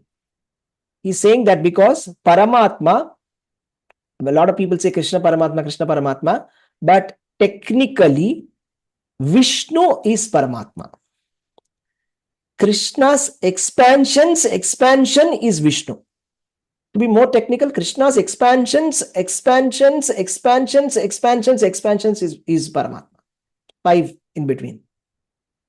Therefore, he's saying, surrender unto Paramatma. By his grace, you will attain transcendental peace and supreme eternal abode. Of course, there's no difference between Krishna and Vishnu. But we saw that Brahma Samhita picture, right? Just like a lamp lights another lamp. So all the lamps have the same power. But it's just about the order and who is the first lamp and second lamp. That's it, okay? Now, thus I have explained you something more confidential. Now, very important point. He says, deliberate this and do whatever you wish to do. Yatechasi tatakuru. You deliberate and you decide what is to be done. So this is something very nice about the Supreme Personality of Godhead. He is not forcing us. He is only giving us knowledge. And he is giving us independence. But what do you think? Is it a good thing or bad thing? I just want to hear your opinion. Do you think Krishna should give us independence to decide whether we should do it or not, or we should just take over and make us do what is right? I just want to hear some opinions. It's okay to hear opinions. What is your opinion about it? Yeah. He has done his job, Prabhuji. Mhm. He is being very kind not to force it on us. Yeah. Anybody If else? he doesn't give us the freedom, Yeah. Prabhuji, Yeah. if he doesn't give us the freedom to, then how karma will be formed Yeah. If he doesn't give us the according to? freedom, how can we call ourselves as individual living being? There must be some freedom, right? Of course, we are not independent, but even if that freedom is also taken away from us, then there's no point in being in this material world, being a living entity, right? Some individuality should be there, right? Just like how parents give freedom to children, right? Like that. Anybody else? Yeah. Renuka Mataji, you want to say something? What do you think? Something forcibly done is not okay. Not good yet. It's not good. So you can't say somebody, you can't force somebody to do something, right? That's Yes, not correct, Prabhuji. You are correct, Prabhuji. yeah. If a person have a talent that he is having writing or speaking or anything, you should do motivate these things. Then only he can grow spiritually or anything. Yeah.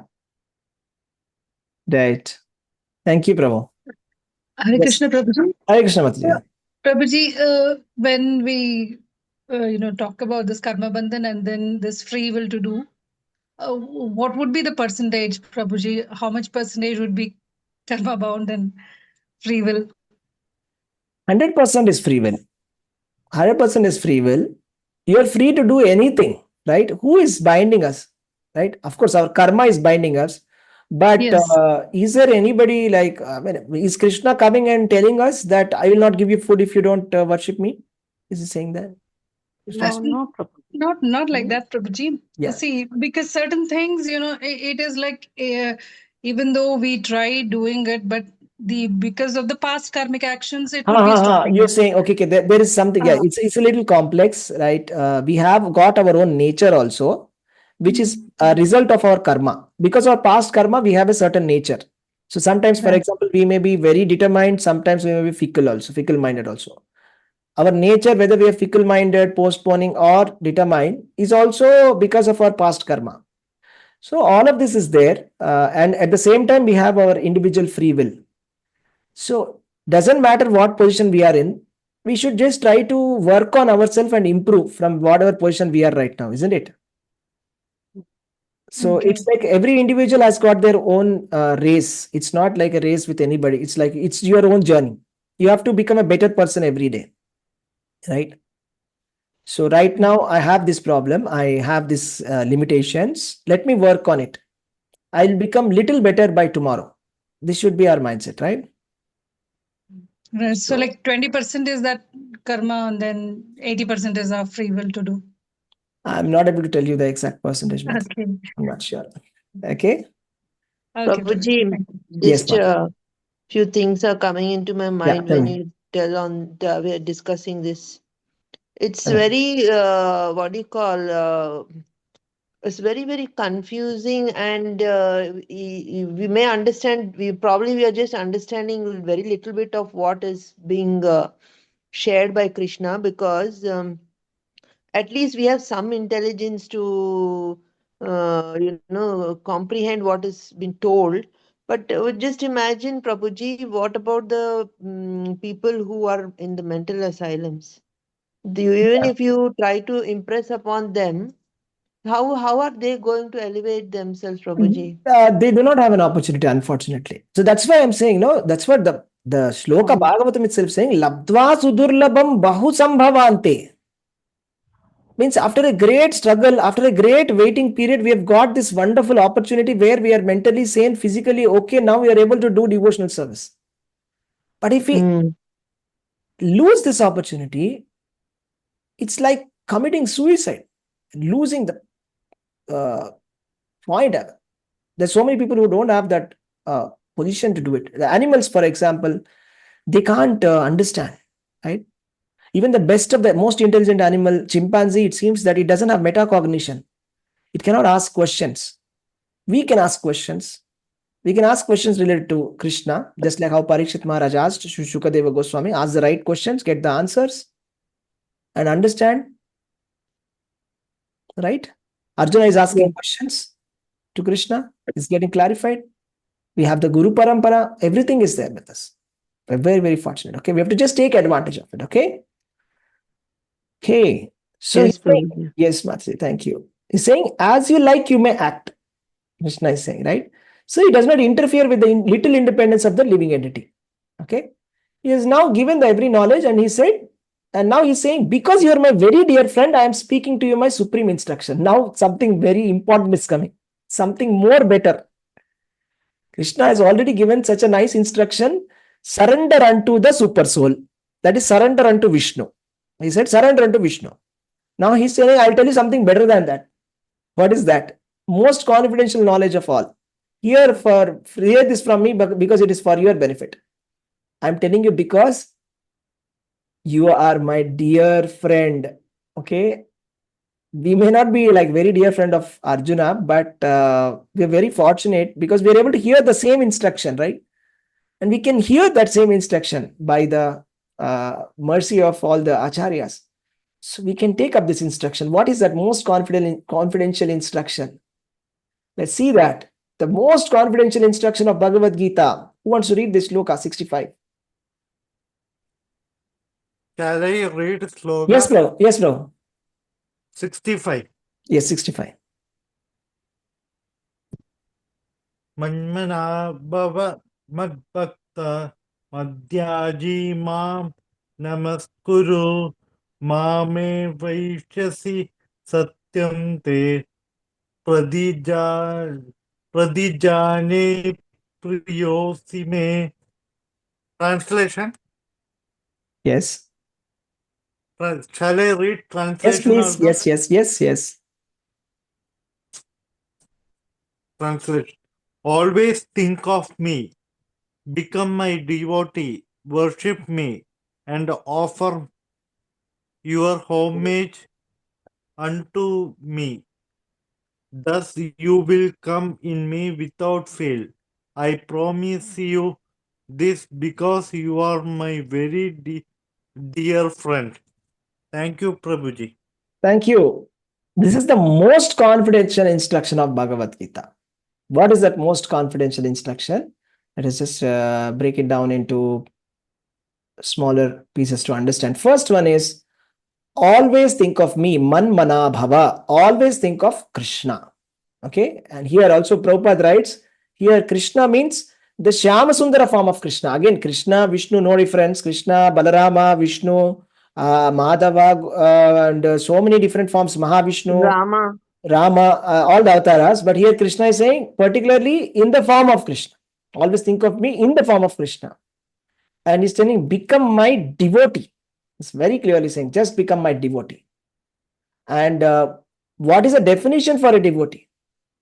There are many definitions, but one of the technical definition is that a person who is initiated in the Vishnu mantra is called as a Vaishnava or a devotee.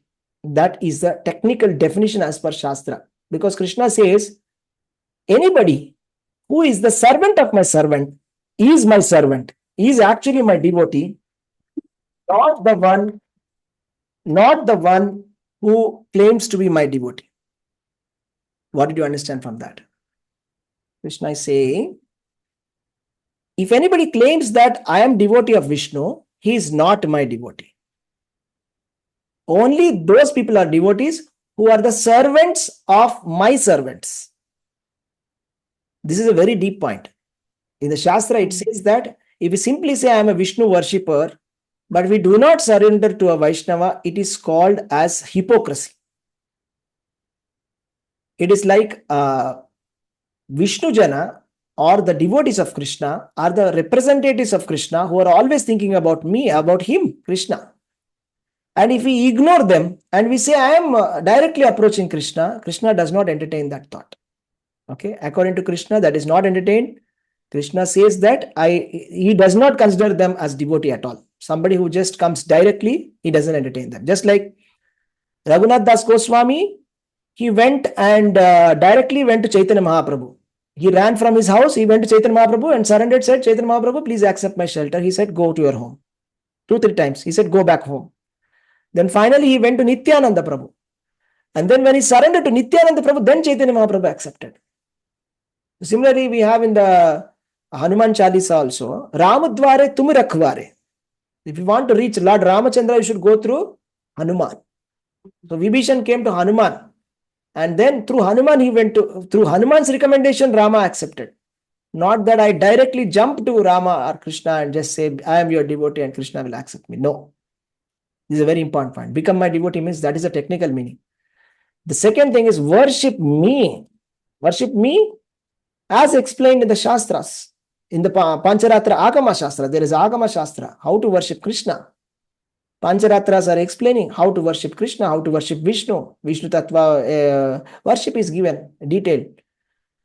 And another important point is, in the Kali Yuga, what is the way of worshipping Krishna? Anybody can say, how do you worship Krishna in Kali Yuga? Kalau tad By Nama Sankirtanam. Yes, Kalau tad Hari Kirtana. By Hari Kirtana you worship Krishna. By chanting the names of Krishna, you worship him. In the Dwapar Yuga, you worship Krishna by doing deity worship.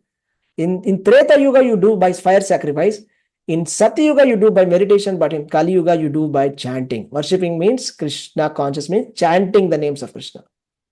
And the last point is offer your homage unto me, or offer your obeisances unto me. That means we should pay obeisances unto Krishna. Means we should fall down flat, dandavat, just like a stick falls down, we should fall down in front of Krishna or in front of the Guru, spiritual master. When spiritual master is in front of you, fall down like a stick. When Krishna is in front of you, when you go in front of the deities, fall down like a stick. Obeisances, right?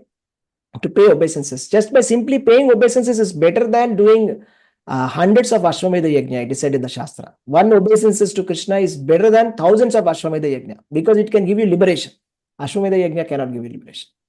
This is the most confidential instructions of the Bhagavad Gita. Right? Always think of me, become my devotee, worship me. And by doing this, what will happen? I promise you, you will come to me without fail. This is a promise that Krishna is in. Krishna never breaks his promise. Okay? We say God promise. It's God's promise. God never breaks his Achyuta. He never breaks his promise. Okay? Achyuta. So I promise you, because you are my very, very dear friend. He's promising to Arjuna and he's promising to everybody. Anybody who takes to Krishna consciousness as per the scriptures, whatever Krishna has said, if we accept this Krishna conscious life, the life of a devotee, right? Krishna is ready to take us back to Godhead. Right? And yeah, here we see that, right? So that's very important. Let's go to the next one. Next, most important verse, the next following verse. Who wants to read this? One of the most important verses of Bhagavad Gita. Who want to read this loka? Hare Krishna Prabhuji. Hare Krishna Mataji, yes, go ahead. Sarvadharman parityajya mamekam sharanam vraja aham tvam sarva papebhyo mokshayishyami ma shuchah. Translation: abandon all varieties of religion and just surrender unto me. I shall deliver you from all sinful reactions. Do not fear. Hare Krishna. Hare Krishna Mataji. So here, when Krishna says Sarva Dharman, Dharman means it is a plural, right? It's not one. Dharma is singular. Dharman means plural. Means different types of dharma may be there. Now, hundreds of dharma are given in the Shastras. Example, Varnashrama Dharma, or it can be something like doing the Panchamahayajna, that is offering Deva Runa, Deva Yajna, doing demigod worship, or doing Pitra Runa, performing Shraddha ceremonies, or Bhuta Runa, Rishi Runa, all the 5 runas, Atiti Satkar, everything. There's so many dharma. Ahimsa paramo dharmaha. Kshama paramo dharmaha. Means forgiving somebody is great dharma. Non-violence is great dharma. Hundreds of dharmas are there in the Shastras. Krishna is saying, forget about everything. Whatever you think, everything just forget. Sarva dharman parityajya. Just forget everything. Abandon everything. And this is the most important. Mam ekam sharanam braja. Just simply take my shelter. That's it. Mam ekam sharanam braja. Just surrender unto me. Just surrender unto me. That's it. Don't think whether I'll be able to deliver you or not. Do not fear. Do not doubt. I shall deliver you from all the sinful reactions. Whatever sinful reactions, it is said in the Padma Purana, Krishna consciousness can remove 4 types of sinful reactions, including the prarabdha karma. That means kutam, bijam, and prarabdha. Kutam means the sinful reactions which is there like a seed. Bijam, which is like lying like a seed, which is about to fructify, which has already fructified. Agami, all kinds of karma, everything. Padma Purana says if you simply become Krishna conscious, every kind of karma will be removed. Everything. There's no question about it. When the spiritual master gives initiation Vishnu mantra, Krishna mantra, when the Guru Maharaj gives, at that time, he takes the entire karma. And whatever we do, actually, all the sinful activities, from then on, actually go to Guru only. So we should be very careful. It is not an easy thing, Krishna consciousness, right? Because whatever we are doing, it will go to the Guru Maharaj, right? So this is how we have to surrender to Krishna, by surrendering it through the spiritual master, right? Surrender to Krishna. And he's saying, I shall deliver you and do not fear, right? So that's very important. And here, what is the technical definition of surrender is given? Anukulyasya sankalpa pratikulyasya varjanam. In simple words, whatever is favorable for Krishna, accept. Whatever is unfavorable for Krishna, reject it. That is only dharma. Prabhupada says any activity other than surrendering to Krishna is cheating. A very powerful statement. We may try to say, Krishna, I am not interested in this. I will do something else instead of that. That is cheating. The only thing that Krishna is asking is this, surrender to me. That's it. If we conceptualize and do anything other than this, it's all of that is cheating. It's just different levels of cheating. It's like cheater number 1, cheater number 2, cheater number 3, levels, that's it. But we should not try to cheat Krishna, okay? Then he says, this confidential knowledge may not be explained to those who are not austere, not devoted or engaged in devotional service, and not to those who are envious of me. There are some people who are envious of Krishna. They don't even want to accept Krishna's existence. This kind of instruction should not be given to them. And then for the one who explains the supreme secret to the devotees, pure devotional service is guaranteed. How many of you want to be this? How many of you want a guarantee that you want to go back to Godhead? Here is the guarantee. For the one who explains the supreme secret to devotees. So here is the secret. If you want guaranteed ticket back to Vaikuntha, back to Goloka, do this. Explain Bhagavad Gita to others. You become a Bhagavad Gita teacher. Then Krishna is guaranteeing you a ticket. And he's saying, there is no servant in the world more dear to me than he, nor there will be anybody more dear. Anybody who gives the message of Krishna to others, there's nobody dear than him to Krishna. That's what is in the world. Than the person who gives the message of Krishna to others. So we should actually take up this. That's what Chaitanya Mahaprabhu said. Yara dake tara kahe Krishna upadesha. Amara agnya yai guru hai tara yai desha. That means he said, you become a spiritual master and liberate everybody. First liberate yourself and liberate others. First you follow Krishna's instruction, you take up the process, and then you tell to others and liberate everybody else. That's what Chaitanya Mahaprabhu said. This is the instruction. Give it to everybody. There will be nobody dearer than you if you can do that. Okay. Anybody who reads Bhagavad Gita worships Krishna by intelligence, and anybody who listens with faith without envy becomes free from sinful reactions and attains to the auspicious planets where the pious people dwell. Bhagavad Gita is such a powerful scripture that simply by hearing without enviousness, with full faith, we can actually go to some pious planets, if not back to Godhead. By simply hearing also, you can go to that pious place. right? Now he's asking, have you heard it with carefully, or your ignorance and illusions now dispelled? Krishna is asking, is it clear for you now? Arjuna is saying, Nashto moha smritir labdva tvat prasadat mayachita stitosmi gata sandeha karishye vachanam tava. Let's see, what is he saying? Two important words. Nashto moha smritir labdva means my illusion is now gone. My illusion is now gone. Because of your mercy. Tvat prasadat, because of your mercy. Tvat prasadat mayachita. Now, stitosmi gata sandeha, all my doubts are clear now. I don't have any more doubts whether I should fight this war or not. After Krishna has explained so clearly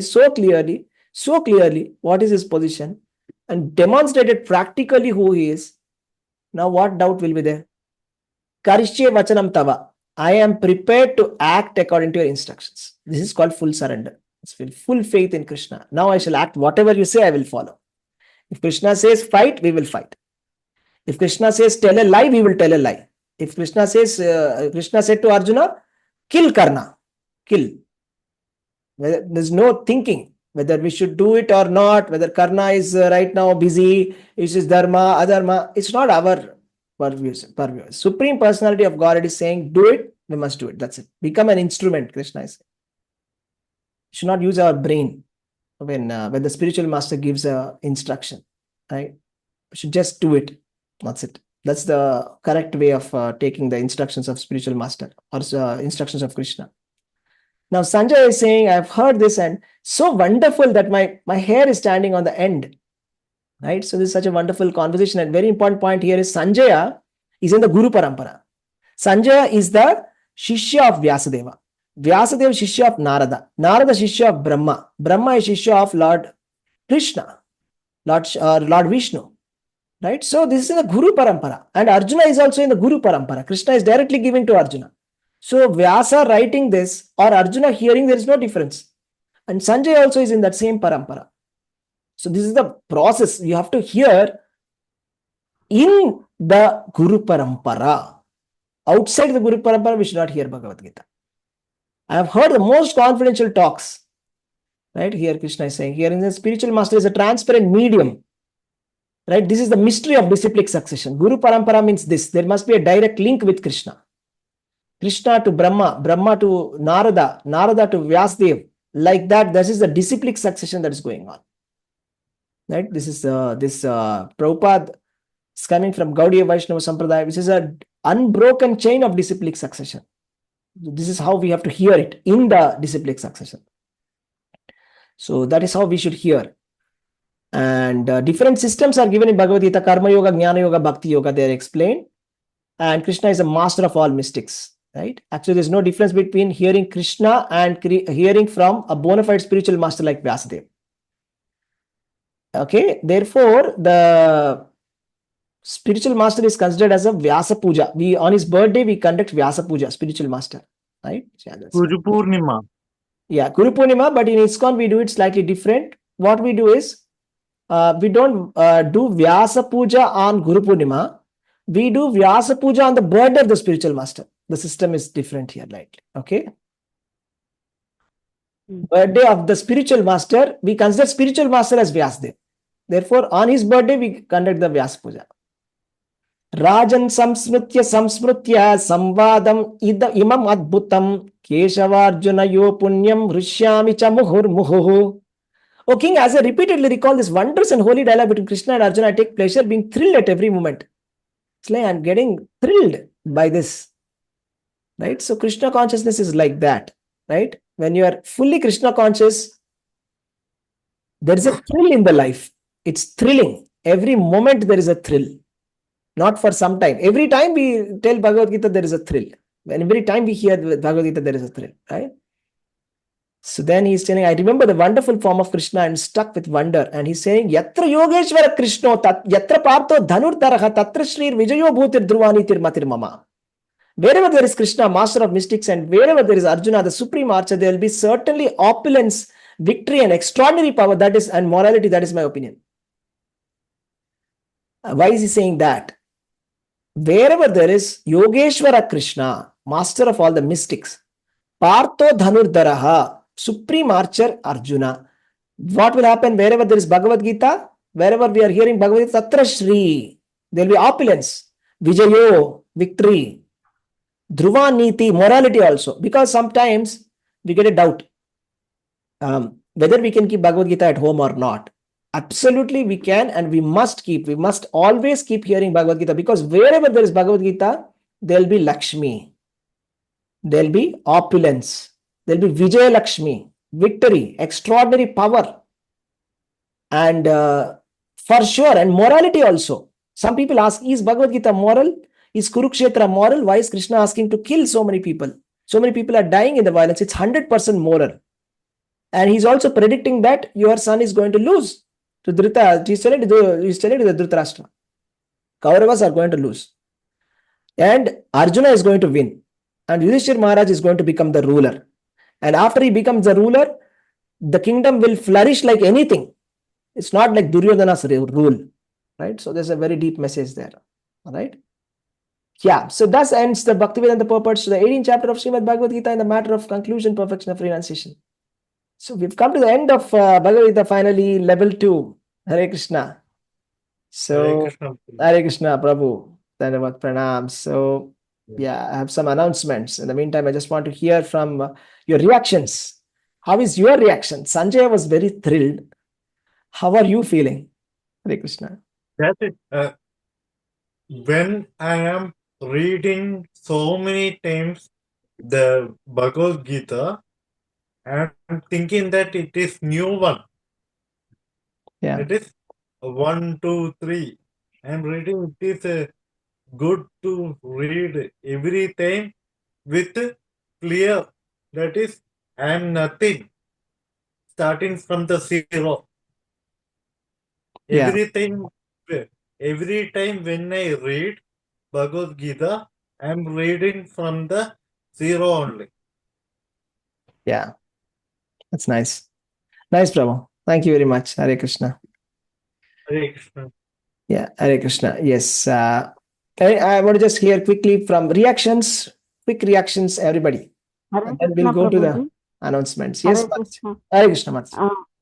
It is a wonderful class, Prabhuji. Really wonderful. It is like awakening. And the easiest method is just surrender to Krishna. Yes, And surrender you'll to Krishna. solve all the problems are solved. All the problems are solved. Yeah, absolutely. Very nice. Hare Krishna. Thank you, Mataji. Hare Hare Krishna, Hare- Prabhuji. Dhanavad Pranam, Dhanavad Prabhuji. Pranams, Nitya. Prabhuji, I'm thrilled. At the same time, I'm feeling very sad that it is getting concluded, Prabhuji. Yes. So, I have some yeah, announcements. Don't worry. Wait till the end. I have some interesting announcements. I'm going to tell what's the plan. Okay. How many of you are Prabhuji, feeling? How many may I of you are? join also? How many of you are feeling sad that Bhagavad Gita classes are over, level 2? very sad. Very Prabhuji, I'm feeling my journey is just begun. Okay, that's nice. I am not sad because I am having the thoughts of Bhagavad Gita. Okay. That is why I am happy. Because sadness is not a way to tell that I have completed everything. So I will tell I have nothing. Yes. Thank you, Prabhu. Thank you for sharing. Yes, Renuka Mataji. Kalyani Mataji. Prabhuji, we have your Vani Hare Krishna. with us, so we won't miss much, but we should be continuously in touch. It's not never over. As long as you have your life within you, Bhagavad Gita is your part of your life. Right. Thank you. Thank you, Make Mataji. it a part of your life. Absolutely. Hare Krishna. Yes. Prabhuji, I'll tell you something. Yes, please. Your seat is reserved in the Vaikuntha, Prabhuji. Hare Krishna. Thank you. You are giving us the knowledge of Bhagavad Gita so well. That's what it is written. You read in one sloka. So Yes. Thank you so much, Mataji. Thank you. Please, if all the devotees bless me, then definitely it is possible. Okay. Otherwise, I'm not Hare qualified. Krishna, Prabhu. Hare Krishna, Prabhu. Actually, after listening to all this class, we must be not be sad and not be happy. We must be very determined to continue this journey. As like Arjuna, after he listened to Krishna end of the Bhagavad Gita, he was determined, right? So we also need to develop the determination. Right. Nice, Prabhu. Thank you. Hare Krishna. Thank you for adding your realization. As we hear Bhagavad Gita, Prabhuji, we can understand what is the goal of our life, why we have come in this life, what should we do, how can we attain the goal of our life, all the things. We can understand very well now and Right. do whatever is required, what Krishna is telling to do us. Right. Thank you, So Mataji. we can attain the perfection. Perfect. Very nice. Thank you Thank for you. adding your realizations. Thank you. Hare Krishna, Hare Prabhuji. Krishna, Prabhuji. Hare Krishna. Who is going first, father or daughter? Yes, Prabhu. Yes. Gangai Prabhu, please go ahead. Prabhuji, Hare Krishna. I think today I become thrilled.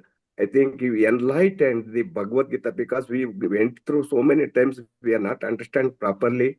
And today every verse you inserted our mind, printed in our mind. So you got from the Prarambhara Guru, and you are our Guru. I am surrendered to you because of so much impressed. I got this Bhagavad Gita is a wonderful this thing completely. So I surrendered to you this bit for this. I enlightened. Thank you. Thank you. Many, many thanks. Sincere, my sincere obeisances to you. Thank you, Prabhu. Hare Krishna. Yes, Kamala Mataji. Hare Krishna, Prabhuji. Prabhuji, I consider this Bhagavad Gita as the manual for life. So it is a never-ending learning.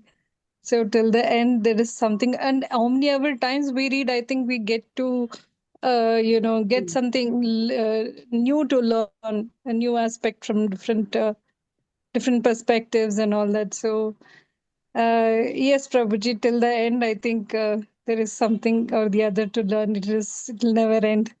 But yeah, the batch that you are doing, I think for this one, today, if it is ending, I'm sure, like you said, you have something to come. So I would definitely look forward for that. And thank you very much, Prabhuji, for giving us the opportunity for your association. I think without this thing, we wouldn't have, I at least myself, so much of information, so much of knowledge that you're giving us. It's really no words to say, Prabhuji. Thank you so much. Ever indebted to you, Prabhuji. Thank you so much. Hare Krishna, Hare Mataji. Krishna. Thank you very much. Thank you. So I yes, am whenever very fortunate to Hare have Krishna. association with you, so many these things, and it is an opportunity. I do not know how we become associated with these things. It is all a gift of Bhagavan, and I further I wish you to continue our relationship and association further. So thank you very much, Prabhuji, once again. Sure, sure. Indra Haridas Mataji, you want to say something? Hare Krishna Prabhuji, very, very, very thanks. Because now Veda is a part of our life because of you only. Hare Krishna. And it is making us very, very happy. Very nice. Very happy to hear that.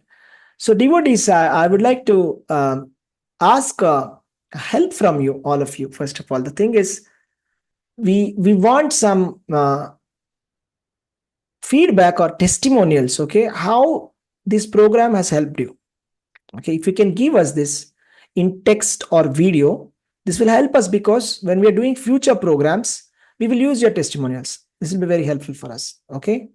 So can I get from you your feedback, or how it has impacted your life? That kind of a video or a text. Can I get a commitment from you that you will give me this? Please raise your hands if you can do that. Sure, That Prabhuji, will be I a would great like help to give it for in the form of text, Yes, Prabhuji. Prabhuji.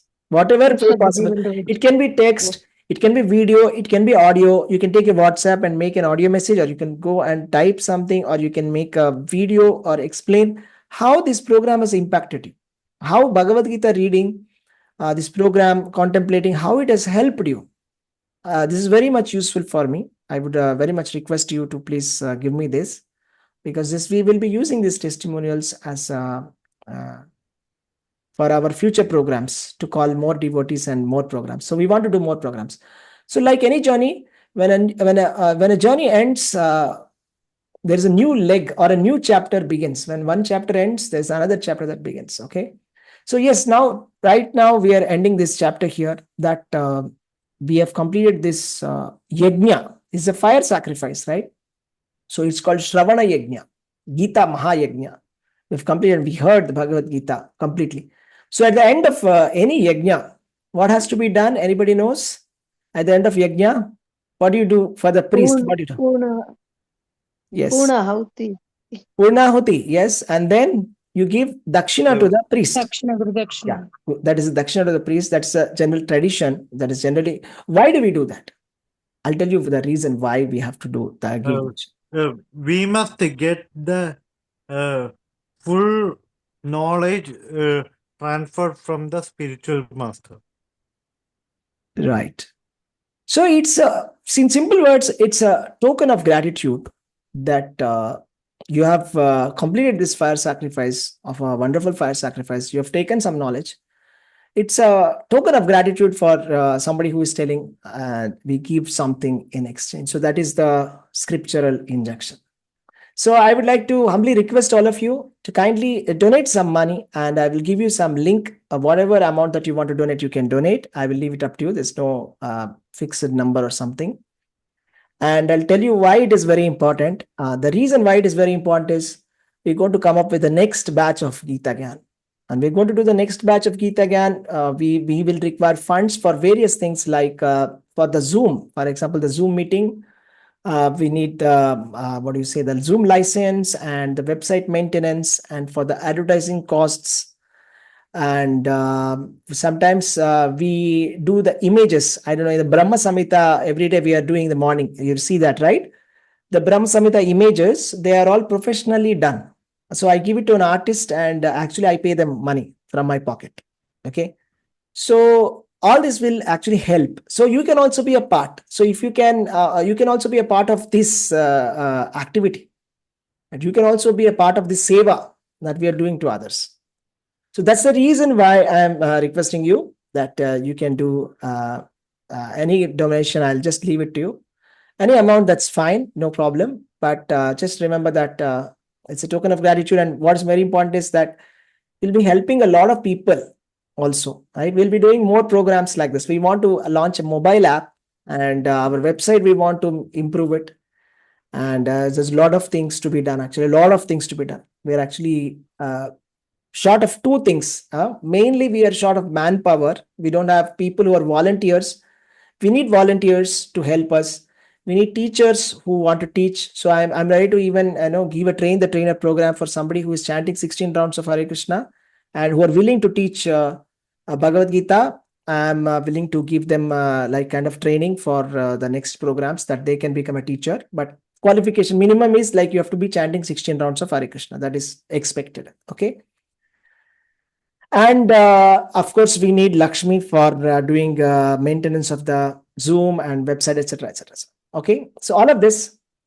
So requesting you, I'll send it in the group. I'll send out a QR code in the group, and you can donate whatever amount that you think is appropriate. Is that okay? Sure, Prabhuji. Okay, Very Prabhu. Prabhuji.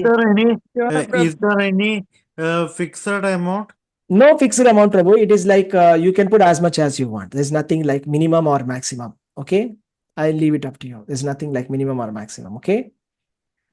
So actually, my vision, yes, my vision is that we want to do more courses. Like there are so many institutions within ISKCON who are doing professionally. They're doing these courses and putting it on LMS, and they're doing in a very more organized way. I want to do like that. We want to have a separate LMS. We want to have a mobile app, and we want to call in many more people who can come and join the courses, right? And we want to do like professional courses, professional editing, and nice videos, and many more things like that. Okay, but we are falling short of manpower. We're falling short of volunteers mainly. Volunteers are very important. Teachers also. And sometimes we're falling short of Lakshmi. Okay, so we need your help, and thank you so much. Now I'm going to tell you the most important, exciting part of it. Like, what are we going to do next? Are we going to leave this slot blank and stop it? What do you think? Level 3, we can start. Yeah, what's that level 3? I'll just tell you what's level 3, okay?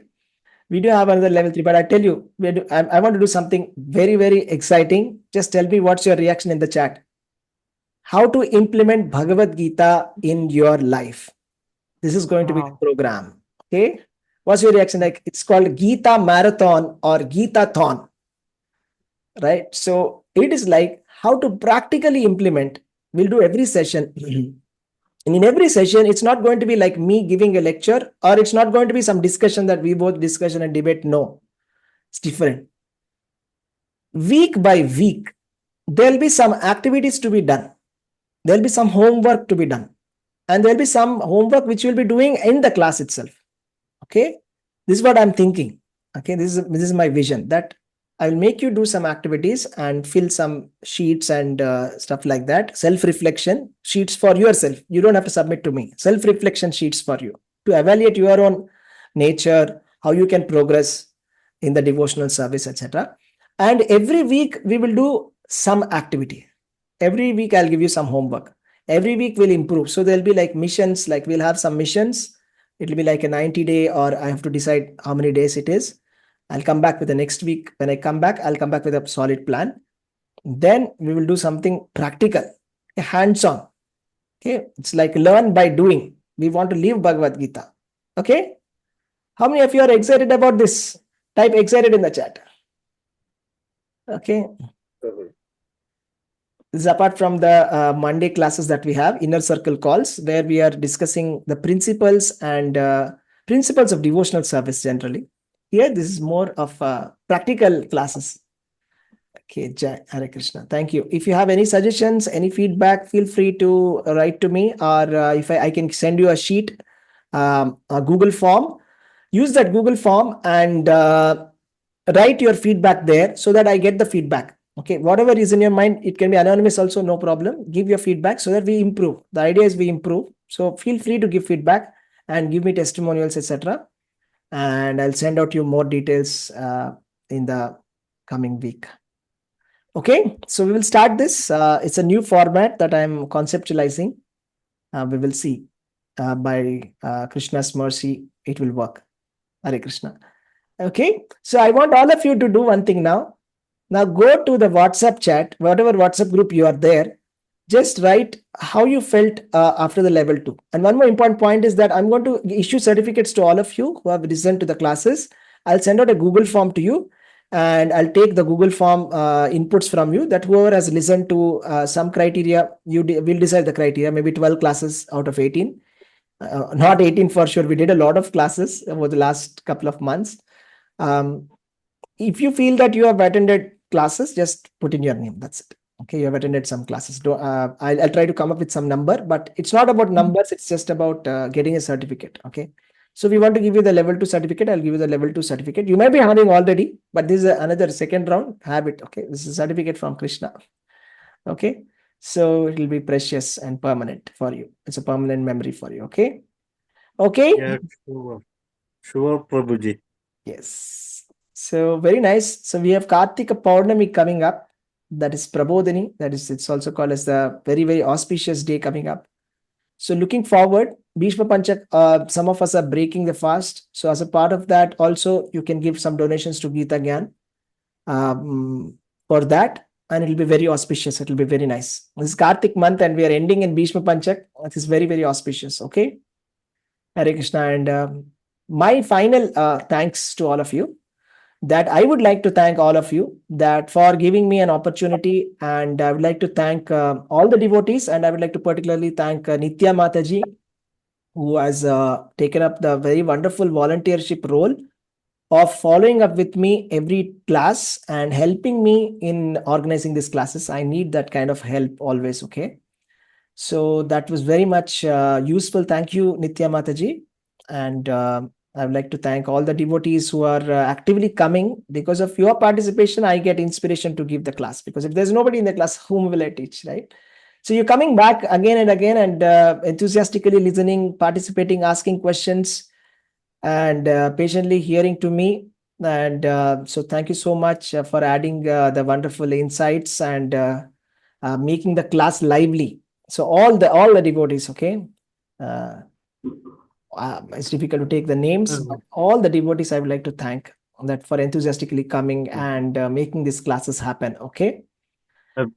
Hare Krishna. Prabhuji, I have a small question. Yes, please. Is there any ISKCON related publications available to publish my research work?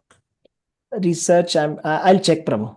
Maybe it's there in the US, or maybe it's there in somewhere which I don't know. There are some research publications done by ISKCON also. Yes, I'll find out what kind of research paper you want to do. We'll discuss separately. Huh? Okay, I will message you. You message me and we'll discuss it outside this call. Okay. Okay. Thank you, Valarmati Mataji. Hare Krishna. Thank you very much. And Naresh Prabhu, Hare Krishna. Thank you very much. Both of you have very wonderfully come to all the classes. I'm very proud of you. Thank you. Hare Krishna. Hare Krishna Prabhuji, Dhanvat Pranam. Thank you. Manisha Mataji, thank you for coming for the classes and regularly coming. Komala Mataji and Gangaya Prabhu, Hare Krishna. Thank you so much. It's always a pleasure to meet you, and very happy that you have come regularly. You took out time. Komala Mataji is very busy. I'm very surprised how she's taking out time and doing this. So it's very nice. Okay, shows your dedication for Krishna. Okay, Indira Haridas Mataji, thank you so much. And every time I go to Bangalore, I meet her. I go to her house, and so Mataji prepares wonderful breakfast for me. So thank you, Indira Haridas Mataji, and to your husband also, Hare Krishna. Thank you for coming to the classes. And Chandar Sriram Prabhu. Yes, Mataji, Hare Krishna. Chandra Sriram Prabhu, Hare Krishna. It's very wonderful interacting with you. It's very nice to see somebody who is scholarly inclined, who want to write papers, want to publish, want to get a PhD in this, and very, very Brahminical in nature. It's very, very nice pleasure to meet you and associate with you. Thank you. Okay, I'm looking forward to see you in the upcoming classes also. Okay. Yes. So all the devotees, thank you. So we will take a leave here. Renuka Mataji also. Yes, Hare Krishna. Thank you. Thank you so much, Mataji, for participating in the discussions, asking interesting questions, sharing your realizations. Kalyani Mataji, can't thank her enough. She brings life to the class. I feel very happy when I see Kalyani Mataji, right? When she asks questions, and very intelligent and very, very wonderful. Very, very happy that you are here in this group, Mataji. Thank you, Kalyani Mataji. Prabhuji, I think so. I'm ever grateful. Actually, when you came up little while we were waiting for you to get started, I was almost in tears when I saw the energy levels that you come up with at the end of your working day. It's almost like how you are a guru to us, but how a father is desperate to come. I was in tears when I saw you today in the evening class. So you treat us like as if we are of somebody of your own, and we have as who I think so. Guruji Gangai Prabhuji has said that you are our eternal guru, and we surrender to you, and you have shown us the path which when we will, and as I told you, it's for me it's a lifetime journey and association to Prabhuji with you. Sure, Mataji, praying for your good health. Hare Krishna. Thank you so much. Thank you. Yes, thank you. Thank you, devotees. We'll stop here. Vanchakalpatarubhyascha kripasindhubhya patitanam pavanebhyo Vaishnavebhyo namo namaha Anantakoti Vaishnav Vruddhi ki jai. Srila Prabhupada ki jai. Komala Mataji is there. Hare Krishna. Yeah. Yes, Prabhuji, Hare Krishna. Yes, Hare Krishna. Thank you, Komala Mataji. Thank you, Hare Prabhuji. Krishna. Hare Krishna. Thank you very much, Prabhuji. Thank you very much. Thank you so much. Hare Krishna. Hare Krishna.